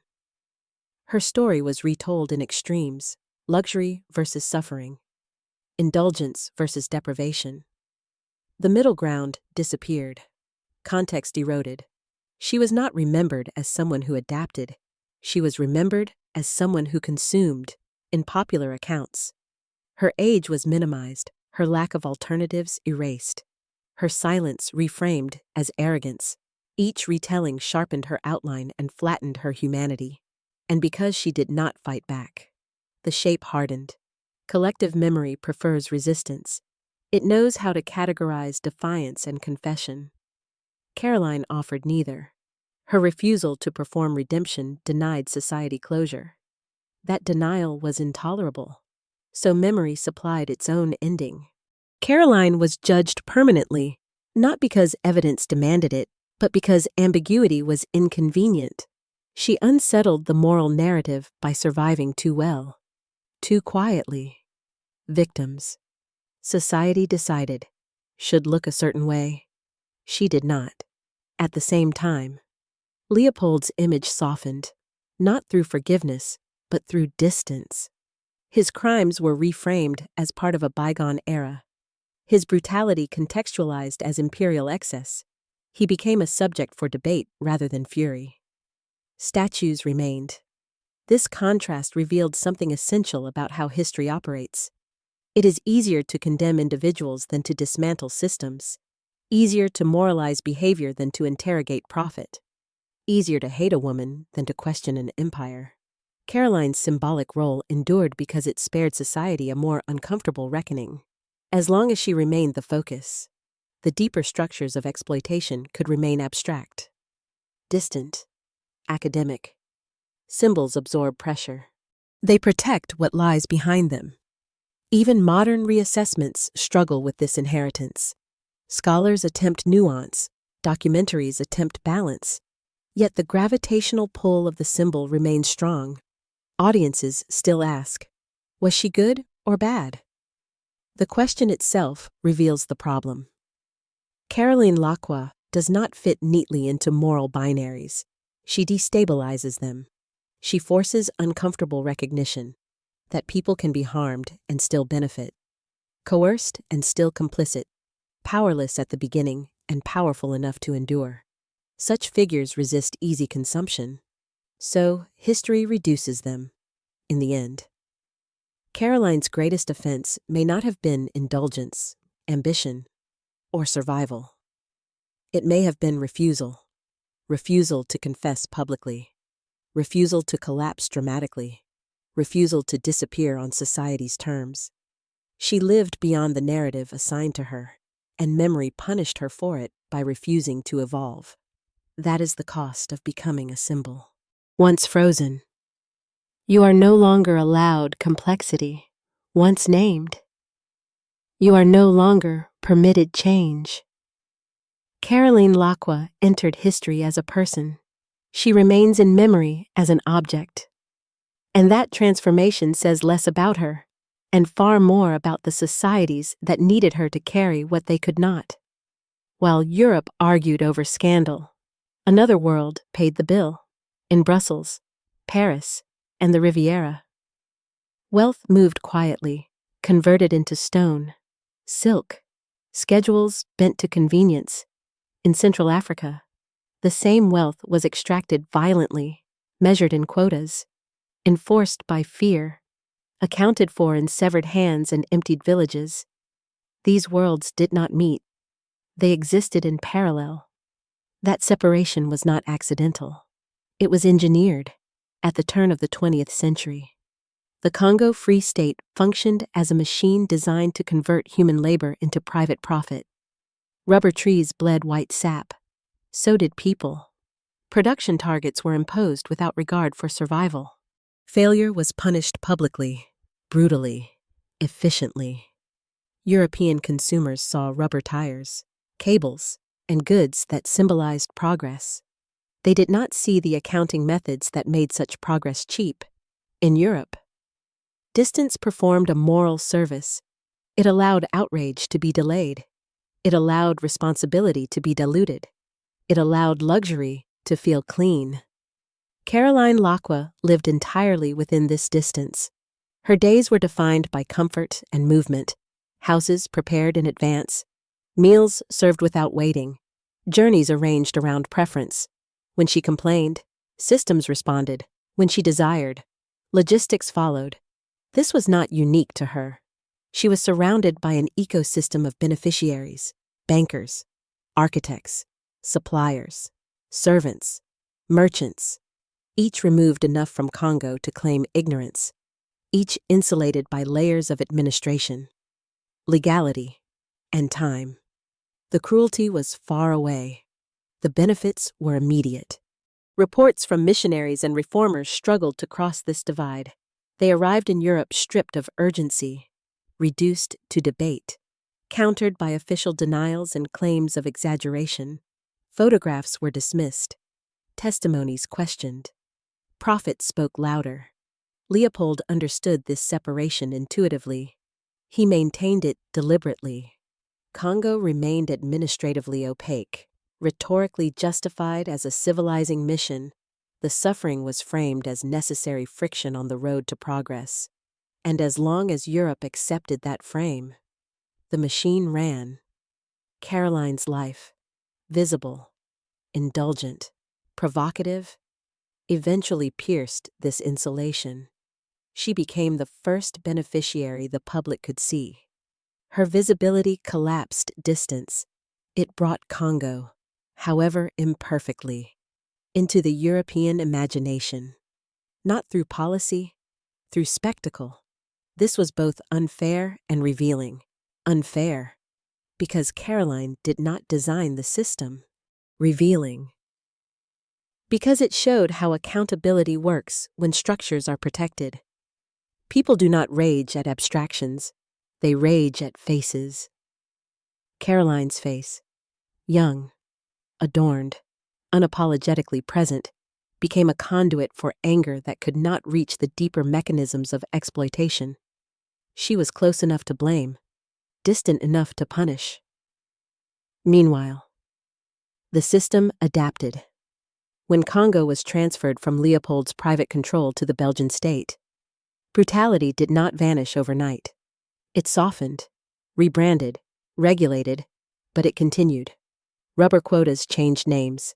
Violence became discipline. Profit remained. Europe congratulated itself. The visible excess was curtailed. The invisible extraction endured. This is the paradox at the heart of the story. The same society that condemned Caroline for luxury tolerated the structures that produced it. The moral energy expended on her allowed a broader evasion of responsibility. She was the cost of conscience. For Caroline, Congo remained largely abstract, a word attached to accusations, a distant place invoked in hatred. She did not witness the fields or the punishments. She encountered the outcome as money, as mobility, as insulation from consequence. That insulation is the most dangerous product of empire. It separates cause from effect so completely that beneficiaries can plausibly deny knowledge while continuing to consume. It trains societies to debate morality while preserving advantage. Caroline's story exposes that training. She did not bridge the worlds. She occupied the gap between them.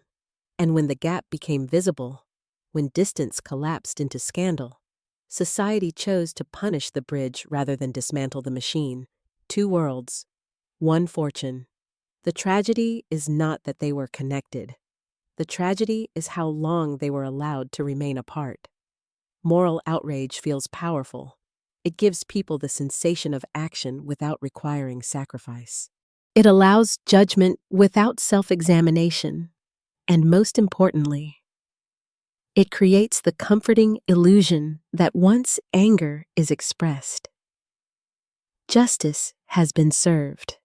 In early 20th century Europe, outrage followed a familiar path. It did not rise where suffering occurred. It rose where comfort was visible. When reports from the Congo began circulating, descriptions of forced labor, mutilations, villages erased, the reaction was delayed and uneven. Many dismissed the stories as exaggerations, propaganda, or unfortunate side effects of progress. Rubber, after all, was essential.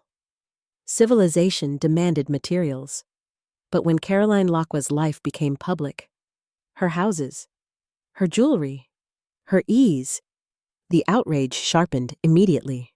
Not because the crimes were new, but because consumption had become personal. This is how moral attention often works. People struggle to feel responsibility for systems they benefit from indirectly. But they respond quickly to symbols that appear to enjoy those benefits openly. Caroline's spending became evidence. Each dress was interpreted as a corpse. Each villa as a stolen village. Each indulgence as proof of moral failure. This framing simplified a complex web of exploitation into a single moral equation. Luxury equals guilt. It was emotionally satisfying. It was intellectually shallow. Belgium, like much of Europe, was deeply invested in colonial profit. Rubber passed through factories. Ivory passed through markets. Money passed through banks. Entire industries were implicated. Yet outrage rarely touched these structures. Instead, it attached itself to behavior, particularly female behavior. Caroline's body became a site of judgment. Her visibility invited scrutiny. Her silence was read as defiance. Her refusal to perform remorse offended a public that demanded emotional submission as proof of moral worth. Men who designed quotas remained unnamed. Officials who enforced policy remained faceless. Consumers who benefited remained innocent. The outrage focused downward. This redirection served a purpose. By concentrating anger on Caroline, society could avoid asking harder questions. Why was colonial wealth so easily integrated into European prosperity? Why did accountability stop at spectacle? Why was punishment demanded from individuals but not institutions? Caroline's story became a morality play that reassured rather than challenged. She was excessive. We are reasonable. She is the problem. This framing allowed outrage to coexist with comfort, and it shaped how responsibility was taught. Instead of interrogating participation in harmful systems, the public learned to condemn visible beneficiaries. Instead of examining consumption, it learned to police consumption styles. Instead of demanding structural change, it demanded symbolic punishment. Caroline paid that price. Her life after Leopold was interpreted not as survival, but as provocation. Every continued comfort was treated as an insult to memory. The idea that she might simply live without apology, without confession, felt intolerable. Outrage demanded performance. She refused. That refusal hardened her image. It confirmed suspicion. It justified hostility. The public did not want explanation. It wanted repentance, and preferably, ruin. What makes this pattern disturbing is how familiar it remains. Even today, societies often mistake visibility for responsibility. They punish individuals whose lives dramatize inequality while leaving intact the mechanisms that produce it. They moralize consumption rather than regulate exploitation. Caroline Laqua became an early casualty of this logic. Her story taught the wrong lesson: that injustice can be addressed by condemning those closest to power rather than dismantling power itself. This lesson lingered. It shaped how colonial guilt was processed. It shaped how women near powerful men were judged. It shaped how outrage was spent and how quickly it was exhausted. In the end, Caroline's greatest offense may have been reminding people of something they preferred not to see: that the comforts of modern life were built on distant suffering, and that outrage alone did not absolve participation. Moral anger, when misdirected, does not heal, it distracts. And in that distraction, systems endure, quietly rebranded, comfortably intact, waiting for the next symbol to carry what they cannot. Every system produces beneficiaries. Most of them are invisible.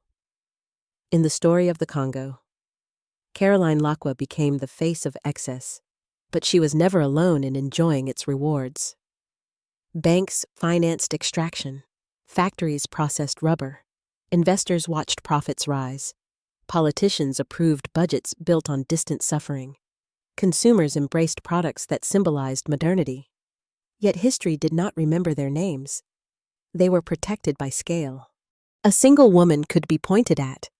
A network of interests could not. This is how historical blame often works.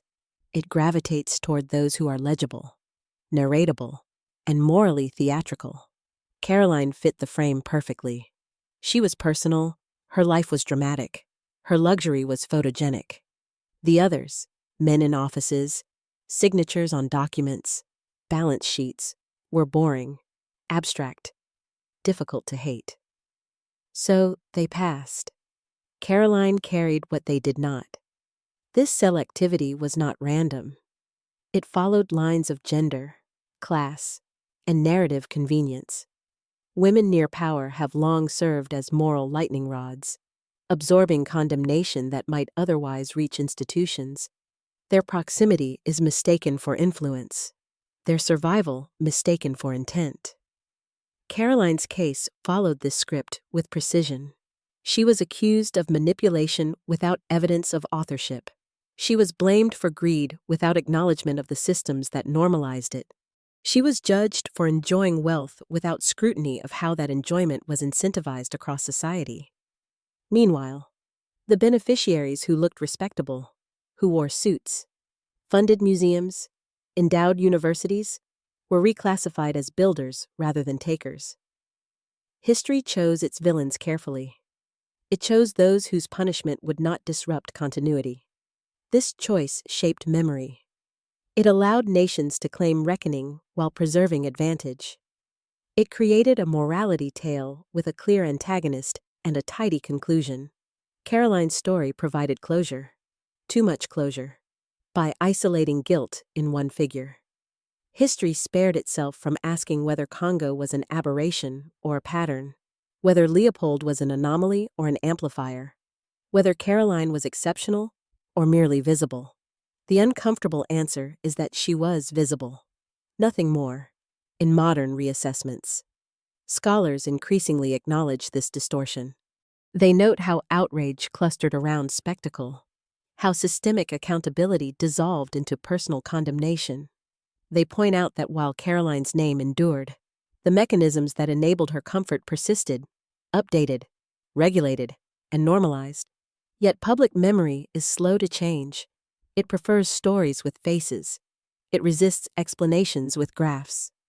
Caroline remains easier to discuss than colonial capitalism, easier to judge than ourselves, and so she stays. She lingers in documentaries, essays, and debates, not because she mattered most, but because she is the story history chose to tell. The cost of that choice is clarity. By focusing on Caroline, we risk misunderstanding Congo. By condemning her, we risk absolving the many. By repeating her name, we risk forgetting the unnamed millions whose lives never became symbols.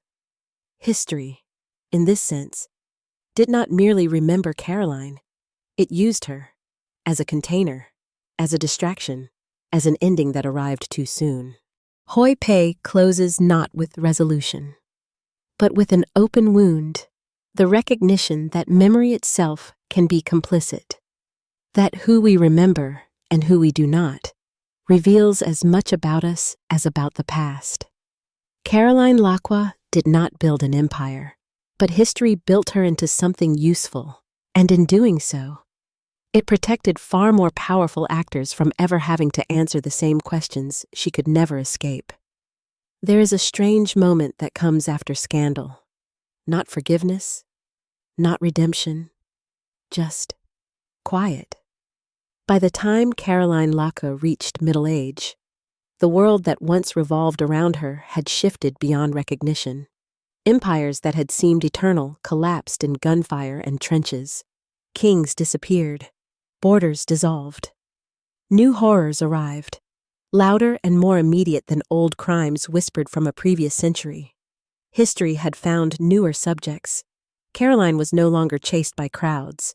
Her name no longer sold newspapers. For the first time since she was 16, she existed without an audience. She lived in France, then moved quietly between residences chosen not for prestige, but for anonymity. These were not palaces. They did not announce wealth. They did not attract curiosity. They were places designed to be passed without notice. This was not exile. It was retreat. Her fortune, though reduced from its peak, remained enough to guarantee comfort. She was never poor again, but comfort no longer felt like victory. It felt like insulation from noise, from judgment, from the past itself. Caroline learned how to live carefully. She avoided gatherings where her name might be recognized. She limited correspondence. She trained herself to speak little of Leopold, of Belgium, of Congo. These subjects did not bring understanding, only repetition. Those who met her in these years described a woman controlled, reserved, difficult to read. She dressed plainly. She observed more than she spoke. There was no trace of the young girl who had once stepped into a carriage not knowing where it would take her. Time had rewritten her posture. Her surviving son grew older in this quiet. She protected him fiercely, not with privilege, but with distance. She understood that inheritance was not only financial, it was reputational, and reputations, once attached, were difficult to remove. She did not want him to live inside her shadow. Europe between the wars was not kind to memory. Too much had happened. Too many dead demanded attention. The Congo atrocities, once shocking, became part of a larger catalog of cruelty that the continent struggled to process. In this context, Caroline became small. Her story was no longer urgent. It survived mostly in archives, in old editorials, in books few people read. When mentioned, It was often as an aside, an example, a footnote, a curiosity. She had become historical. This shift brought neither relief nor sorrow. It brought something stranger, irrelevance, for a woman who had once been blamed for so much. Irrelevance was disorienting. It stripped her of even the role she had unwillingly occupied. She was no longer hated, but she was not understood either. She existed outside judgment. In the 1930s, Caroline briefly stepped back into light through her memoir, not to relive scandal, but to assert authorship, to remind the world that she had not been a caricature, that she had lived moments not captured by outrage. The memoir did not change consensus, but it changed something quieter. It allowed Caroline to speak once, on her terms, before returning to silence. After that, she withdrew again, seemingly satisfied that she had left a trace beyond accusation. When World War II engulfed Europe, Caroline lived through it without prominence. No one asked her opinion. No one sought her story. She was simply another woman enduring rationing, uncertainty, and fear, equalized, at last, by catastrophe. The irony was sharp. The woman once accused of benefiting from empire now lived through its collapse. By the time the war ended, Caroline was already a relic of another moral universe. The questions that had defined her life felt distant, unresolved, yet strangely irrelevant to the world rebuilding itself. She lived on quietly. No trials, no absolution, no reckoning, just years. And in those years, Caroline Laqua did something history rarely allows its symbols to do. She aged. Survival is often mistaken for victory. From the outside, Caroline Laqua appeared to have escaped the worst possible fate. She was not imprisoned. She was not impoverished. She was not erased. She lived long, comfortably, and largely undisturbed. But survival is not the same as peace. By the time Caroline reached her later years, she understood something few people ever articulate. History does not forgive. It only loses interest. And losing interest is not mercy. It is abandonment. No one came to ask her what she remembered. No one came to ask what she regretted. No one came to ask what she had feared. The silence around her was not respect. It was exhaustion. Caroline lived with the knowledge that her story had already been told without her consent, revised without her participation, and archived without resolution. She was alive, but her meaning had been decided elsewhere. This produces a particular kind of isolation, not the loneliness of absence, but the loneliness of irrelevance. She had once been watched constantly, by servants, by courtiers, by crowds eager to judge. Now, no one watched at all. The gaze that had defined her life disappeared, leaving behind a vacuum she did not know how to fill. In that vacuum, memory became internal. Caroline did not relive events dramatically. There were no confessions whispered into the night, no obsessive rehearsals of guilt. Instead, memories surfaced unevenly, fragmented, unsentimental, stripped of narrative clarity. She remembered moments rather than meanings. The weight of a dress, the sound of a carriage door closing, the stillness of rooms too large for comfort. She remembered Leopold's presence not as cruelty or affection, but as inevitability. He had been a force more than a person, immovable, unquestioned, final. She also remembered her own youth with a distance that surprised her. 16 felt unreal, a foreign country, a different body.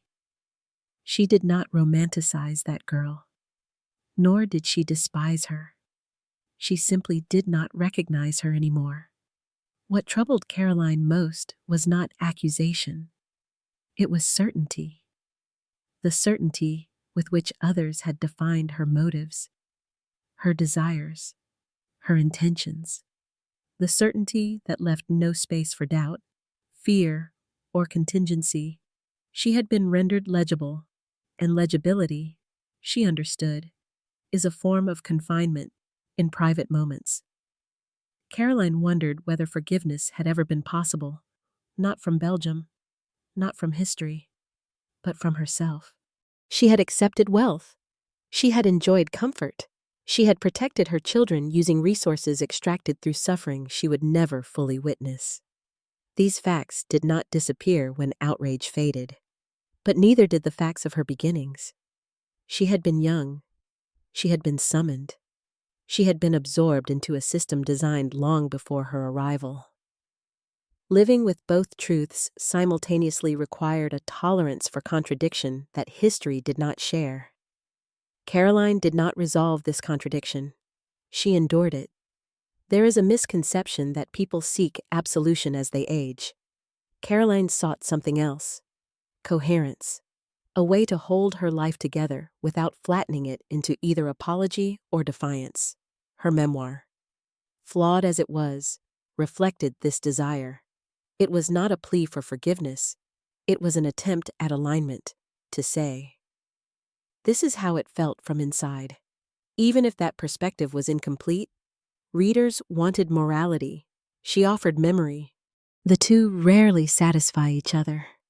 As years passed, Caroline learned to live without the hope of being understood.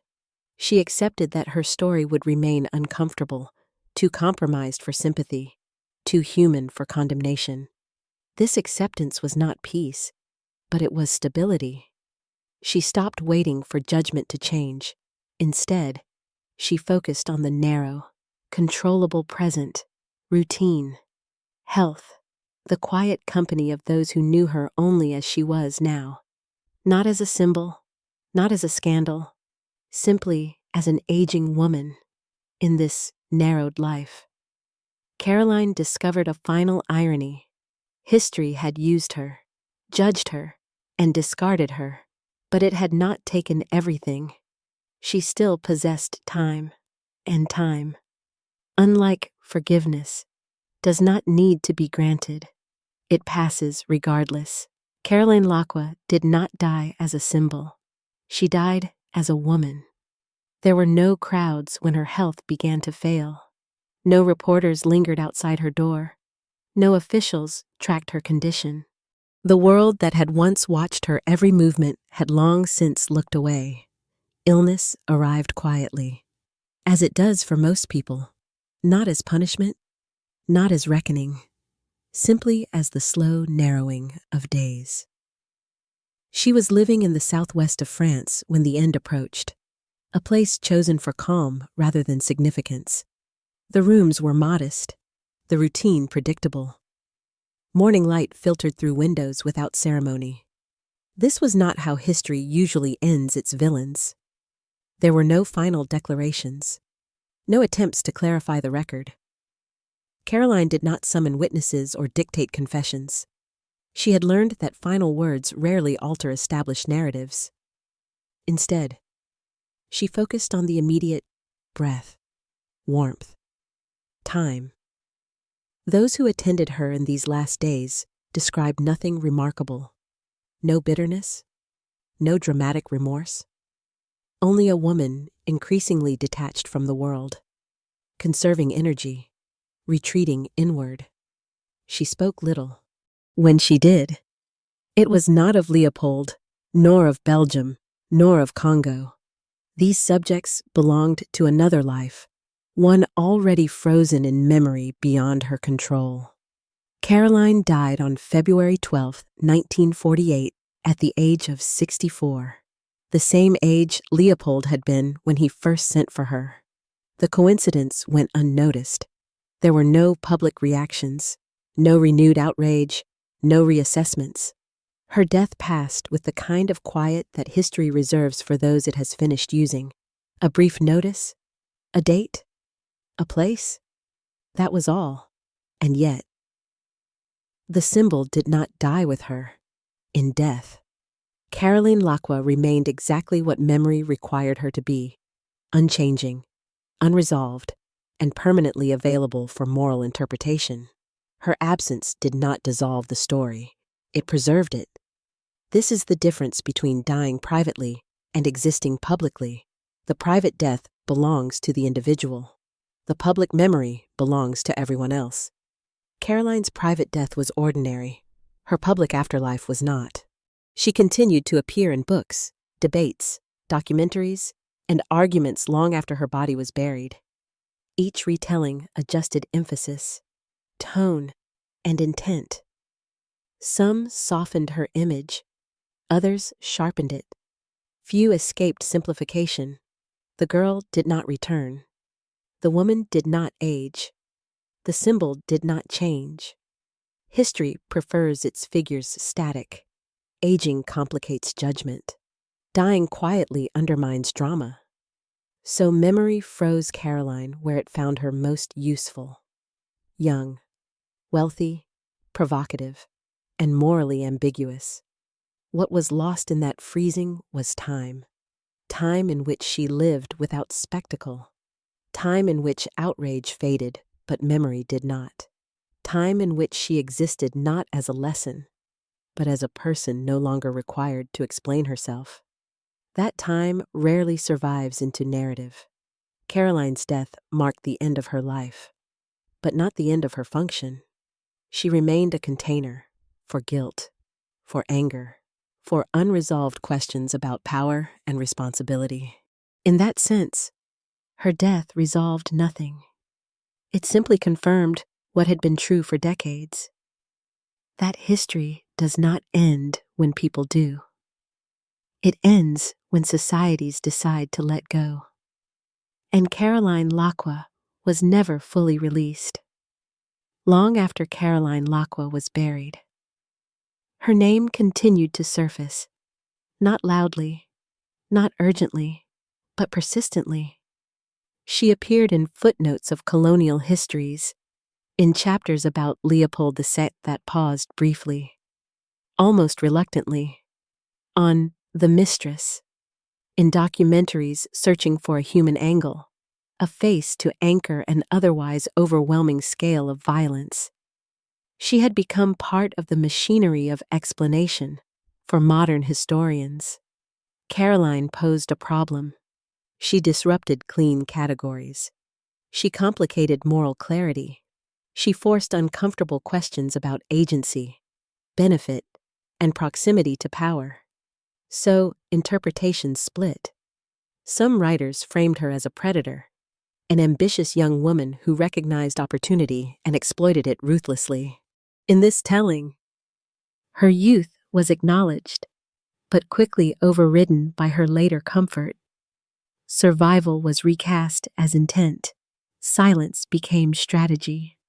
Others leaned in the opposite direction, presenting her primarily as a victim, drawn into an unequal relationship she could not meaningfully refuse, then blamed for consequences she did not design. In this version, her wealth was a shield rather than a reward, a compensation for years lived under scrutiny and control. Neither framing fully held. The more historians tried to fix Caroline into one role, the more she resisted it. The archival record was incomplete. Her own memoir was selective. Contemporary reporting was sensationalized. What remained were fragments, enough to argue, never enough to conclude. This ambiguity kept her alive in scholarship. Caroline became a case study, not of morality, but of memory. She forced historians to confront how stories are shaped by the availability of sources, by the appeal of narrative, and by the politics of blame. She revealed how easily structural violence is personalized, how quickly systems are reduced to characters, in classrooms and lectures. Caroline often appeared briefly, introduced, judged, then set aside as the human interest detour before returning to Congo. Quotas and death tolls. Her presence was instrumental, not central. She was used to keep audiences engaged. This, too, was a form of afterlife, outside academia. Public discourse was less careful. Online debates resurfaced her story periodically, often stripped of nuance, comment sections filled with certainty. Caroline was either condemned absolutely or defended reflexively, each side accusing the other of moral blindness. Few lingered in the middle. The internet, like history, prefers clarity, but clarity was precisely what Caroline denied. Her life forced an uncomfortable realization that benefit and victimhood can coexist. That moral responsibility is not always evenly distributed, and that outrage often lands where it is easiest rather than where it is most deserved. This realization unsettled people. It remains easier to argue about Caroline than to interrogate the colonial structures that enriched entire nations. Easier to debate her spending than to trace capital flows. Easier to assign guilt to a woman than to dismantle inherited advantage. So, her name continues to circulate in popular history. She remains sensational in serious history. She remains unresolved in public memory. She remains controversial. Each space uses her differently. What unites these uses is a refusal to let her fade entirely. Caroline's story is returned to again and again not because it offers answers, but because it exposes fault lines about gender, power, exploitation, and the stories societies tell to live with themselves. She is remembered not because she mattered most. She is remembered because she is difficult, and difficulty keeps a story alive as the decades pass. The context that once surrounded Caroline grows more distant. Colonialism becomes a chapter rather than a lived reality. Congo's suffering risks abstraction. Leopold becomes a historical figure rather than a provocation. Caroline, paradoxically, remains immediate. Her youth still shocks. Her comfort still provokes. Her silence still frustrates. She bridges past and present in a way statistics cannot. That is her final role, not as explanation, not as redemption, but as interruption. Caroline Laqua interrupts the stories we want to tell about power and innocence. She disrupts the ease with which we assign blame and move on. And as long as those stories remain unresolved, her name will continue to surface, quietly, stubbornly, refusing closure. No story stays the same forever. It bends with time, shaped by the questions each generation is willing or ready to ask. Caroline Laqua's story has been rewritten many times, not because new facts emerged, but because values shifted in the decades immediately after her death. Caroline was treated with indifference. The world was busy rebuilding after catastrophe. Colonial scandals from the early 20th century felt distant, eclipsed by mechanized war and genocide on an unprecedented scale. Moral attention moved elsewhere. When she appeared at all, it was briefly an unsavory footnote to Leopold II's reign in mid-century histories. Caroline was flattened. She was described as a courtesan, a mistress, a young woman of dubious character. Her age was mentioned without pause. The imbalance of power was acknowledged without interrogation. These texts reflected a time when male authority was assumed, and female proximity to it was suspect by default. There was little sympathy. Then came the late 20th century. As post-colonial scholarship gained traction, Leopold's Congo was re-examined with renewed intensity. The scale of violence was no longer debated. It was documented, quantified, undeniable. This shift changed Caroline's position in the narrative. She re-emerged, not as a distraction, but as a problem. Feminist historians began asking questions that earlier scholars had ignored. What did consent mean for a 16-year-old summoned by a king? How much choice existed inside such an imbalance? Why was her morality scrutinized more intensely than Leopold's policies? For the first time, Caroline was considered through the lens of power rather than character. This reframing unsettled older interpretations. It challenged the idea that her survival implied manipulation. It suggested that her comfort might coexist with coercion, that benefit did not erase harm. But the reframing did not absolve her. Instead, it complicated her. In the 21st century, Caroline entered a new phase of interpretation, one shaped by public discourse rather than academic restraint. Online platforms revived her story with urgency and immediacy. Clips, essays, and debates reframed her for modern audiences hungry for moral clarity.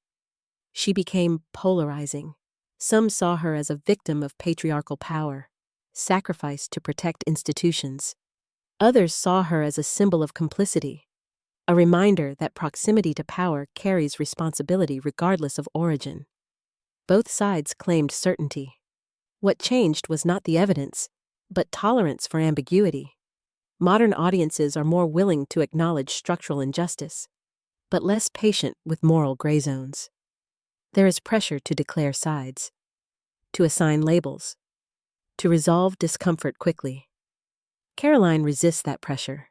She remains neither innocent nor purely culpable. Her life does not offer the satisfaction of a clear verdict. And that discomfort mirrors contemporary struggles to reconcile personal responsibility with systemic harm. The way Caroline is discussed now reveals more about us than about her.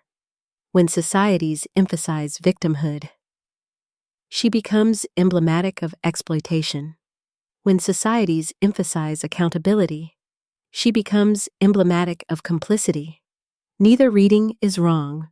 Both are incomplete. Caroline's story survives because it adapts to the anxieties of the present. Each generation finds in her a reflection of its own unresolved questions about gender, consent, wealth, and moral inheritance. She is not remembered because she offers answers. She is remembered because she exposes fractures, and those fractures shift with time as debates continue. One pattern remains consistent: the urge to conclude, to finalize, to close the case. History has never granted Caroline that ending. Instead, she exists in motion, reinterpreted, repurposed, reassessed, her meaning evolving as values evolve. What once provoked outrage now provokes analysis. What once felt scandalous now feels symptomatic. And perhaps that is the truest legacy of Caroline Laqua. Not that she was misunderstood once, but that she must be misunderstood repeatedly. Because each era demands a different version of her to make sense of itself. Every society inherits the past, but it does not inherit it honestly. It inherits fragments, selected, arranged, and shaped into stories that feel survivable, stories that allow continuity, stories that protect the present from the full weight of what came before. Caroline Laqua exists inside one of those stories. The question is not whether she was victim or accomplice. That debate, repeated endlessly, has become a distraction. The more revealing question is simpler and far more uncomfortable. Who do we need Caroline to be? When societies are unwilling to confront systems, they personalize harm. They compress vast, impersonal violence into a figure that can be named, judged, and discussed without destabilizing everything else. Caroline fulfills that role perfectly. She is close enough to power to feel implicated, distant enough from decision-making to remain defensible, human enough to provoke emotion, marginal enough to punish without consequence. She allows history to feel resolved. If Caroline is greedy, then Leopold's empire becomes indulgence rather than policy. If Caroline is manipulative, then exploitation becomes personal failure rather than economic design. If Caroline is singular, then Congo becomes an exception rather than a pattern. This is why her story persists, not because it clarifies the past, but because it contains it. There is comfort in believing that injustice can be located in individuals rather than institutions. Comfort in thinking that proximity equals agency. Comfort in assuming that survival implies consent.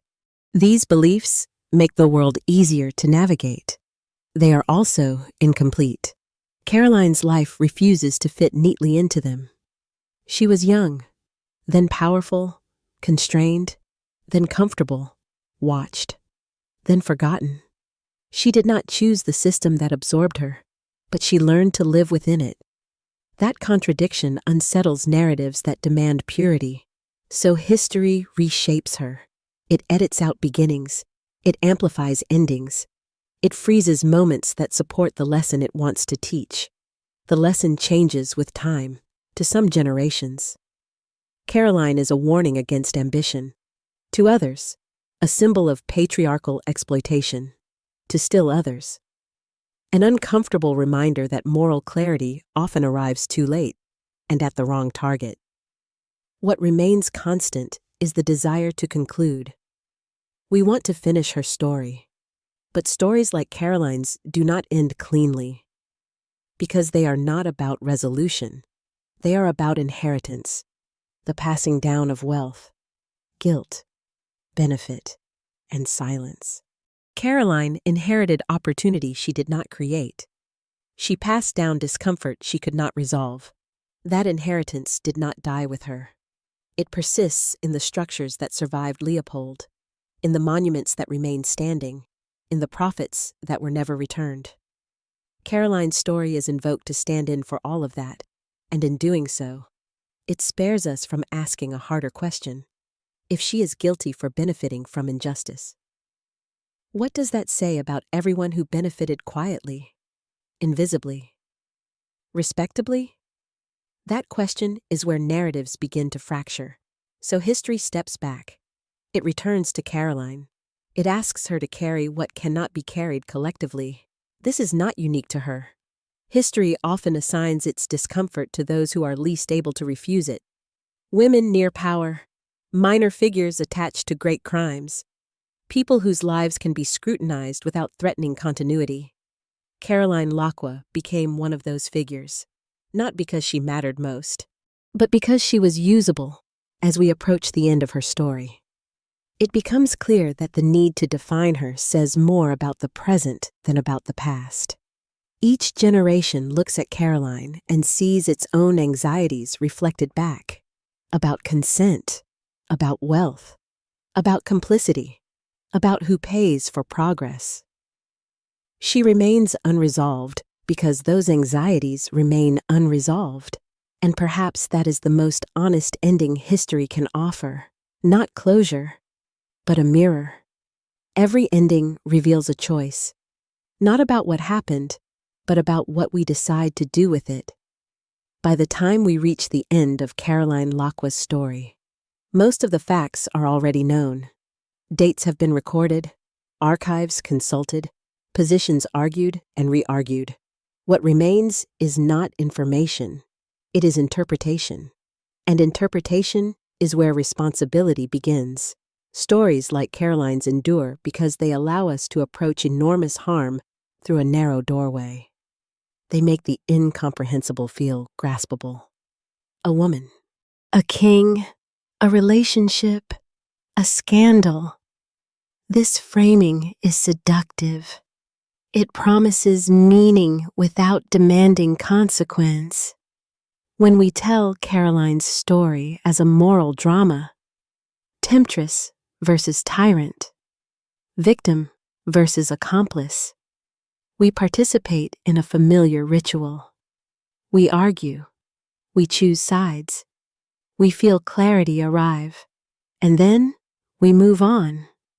What we rarely do is pause to ask what this ritual protects us from. Caroline Laqua did not design colonial capitalism. She did not invent forced labor. She did not write quotas or command militias. Yet her story absorbs attention far more reliably than the structures that enabled those crimes to persist across continents and decades. This is not accidental. Human stories are easier to process than systemic ones. They offer faces where systems offer flows. They provide intention where structures provide incentives. They allow us to assign guilt without interrogating benefit. In focusing on Caroline, we gain a sense of moral engagement without needing to examine how closely our own comforts resemble hers. That resemblance is uncomfortable. Caroline lived well because suffering was distant, normalized, and profitable. That distance insulated her from the daily reality of violence. It also insulated everyone else who benefited quietly: investors, consumers, institutions. She was condemned not because she was unique, but because she was visible. The lesson here is not about Caroline's character. It is about how societies distribute blame. We tend to punish proximity rather than authorship, visibility rather than design, survivors rather than systems. This pattern repeats. It repeats in corporate scandals where executives resign while structures endure. It repeats in political crises where individuals fall and policies persist. It repeats whenever outrage targets symbols instead of mechanisms. Caroline's story survives because it fits this pattern perfectly. She allows us to feel that judgment has occurred, even when nothing fundamental has changed. This does not mean she was innocent. It means innocence is the wrong question. The right question is harder. What do we learn from the way we judged her? Do we learn to interrogate power more deeply? Do we learn to track benefit across distance? Do we learn to recognize how moral attention is steered? Or do we simply rehearse condemnation and call it reckoning? History is full of figures like Caroline, people caught at the intersection of coercion and comfort, constraint and advantage. They complicate the stories we prefer to tell about justice, so we simplify them. We flatten their lives into lessons that reassure us. But reassurance is not understanding. Understanding requires that we look beyond the story we inherited and ask why it was shaped the way it was. Why certain details were amplified, why others were ignored, why some names endure while others vanish. Caroline Laqua's endurance in memory is not proof of her centrality. It is proof of our habits. As we approach the end of this account, the temptation is to resolve, to declare what Caroline was, to close the case with a verdict that feels earned. But verdicts are easy. The harder work is reflection. To recognize that the past is not only something that happened, it is something that continues through structures, through wealth, through silence. To see that stories are not neutral containers of truth, but tools that can illuminate or obscure. Caroline's story can be a mirror, or it can be a mask. What it becomes depends on how we choose to tell it. There is a reason societies search for a single guilty face. Complexity is exhausting. Systems are overwhelming. Shared responsibility threatens stability. A scapegoat offers relief. When blame can be concentrated into one person, the rest of the structure is spared interrogation. Anger finds an outlet. Morality feels exercised. Life continues. Caroline Laqua became that outlet, not because she carried the greatest power, but because she occupied the most narratable position. She was close enough to Leopold to feel implicated, yet distant enough from formal authority to be punished without consequence. She could be judged without rewriting law, condemned without restructuring economy, hated without dismantling empire. This is the function of a scapegoat. It converts collective unease into individual guilt. Belgium did not invent this mechanism. It appears wherever large-scale harm meets a desire for continuity. In such moments, societies rarely ask, "How did this system work?" They ask instead, "Who can we point to?" Pointing is easier than changing. Caroline's story reveals how gender and visibility shape this process. Women near power have long been assigned moral responsibility for male authority, temptresses, manipulators, distractions. Their proximity is reframed as influence, their survival as intent. Meanwhile, institutions remain abstract. protected by complexity and respectability. The result is moral theater. Outrage is performed publicly. Responsibility is distributed privately. Nothing essential moves. This pattern comforts the present while distorting the past. If Caroline is guilty, then Belgium can be absolved. If Leopold is a monster, then colonialism becomes aberration. If the story ends with condemnation, then reckoning feels complete. But completeness here is illusion. Colonial profit did not end with Leopold. Rubber wealth did not evaporate. Institutions built with extracted capital did not crumble. They adapted. They survived. The scapegoat allows this survival by drawing attention away from continuity. It turns history into a closed case rather than an ongoing inheritance. This is why refusing a scapegoat feels threatening. If no single person can carry the blame, then blame must be shared across generations, across consumers, across beneficiaries who never saw the suffering that subsidized their lives. Shared responsibility is uncomfortable because it implicates people who prefer to see themselves as observers rather than participants. Caroline's story offers a way out of that discomfort. She absorbs it, but what happens when we refuse that transfer? What happens when we say, Caroline's guilt does not cancel our benefit? The narrative begins to destabilize. We are forced to ask why certain stories dominate while others fade. Why we remember the mistress but forget the ministers. Why we debate her spending but not the banking systems that normalized extraction. We are forced to confront a harder truth, that moral clarity often arrives not through punishment, but through accountability, and accountability rarely has a single face. Caroline Laqua did not escape judgment because she deserved mercy. She escaped because judgment was misdirected. It aimed downward, not outward. It satisfied emotion without transforming structure. This is not an argument to rehabilitate her image. It is an argument to interrogate our instincts. When we feel outrage, where does it go? Who benefits from its direction? What remains untouched afterward? History shows that when outrage focuses on individuals, systems endure. When outrage interrogates systems, individuals become less interesting, and change becomes possible. Caroline's story has been told for over a century. Each retelling reveals more about the teller than the subject. The impulse to assign a verdict says less about her life than about our need for resolution. But resolution, when premature, becomes denial. As we near the end of this story, the question is no longer whether Caroline was guilty or innocent. That binary has obscured more than it has clarified. The question is whether we are willing to let go of the comfort her condemnation provides. Whether we are willing to look past the single guilty face and examine the many quiet hands that built, maintained, and benefited from the same system. Because when we stop searching for a scapegoat, the story does not end. It begins to point back, uncomfortably, insistently, toward us. Every story ends somewhere, but not every story concludes. Some simply stop, at the point where answers would require discomfort, where certainty would demand responsibility, where the past begins to look too much like the present.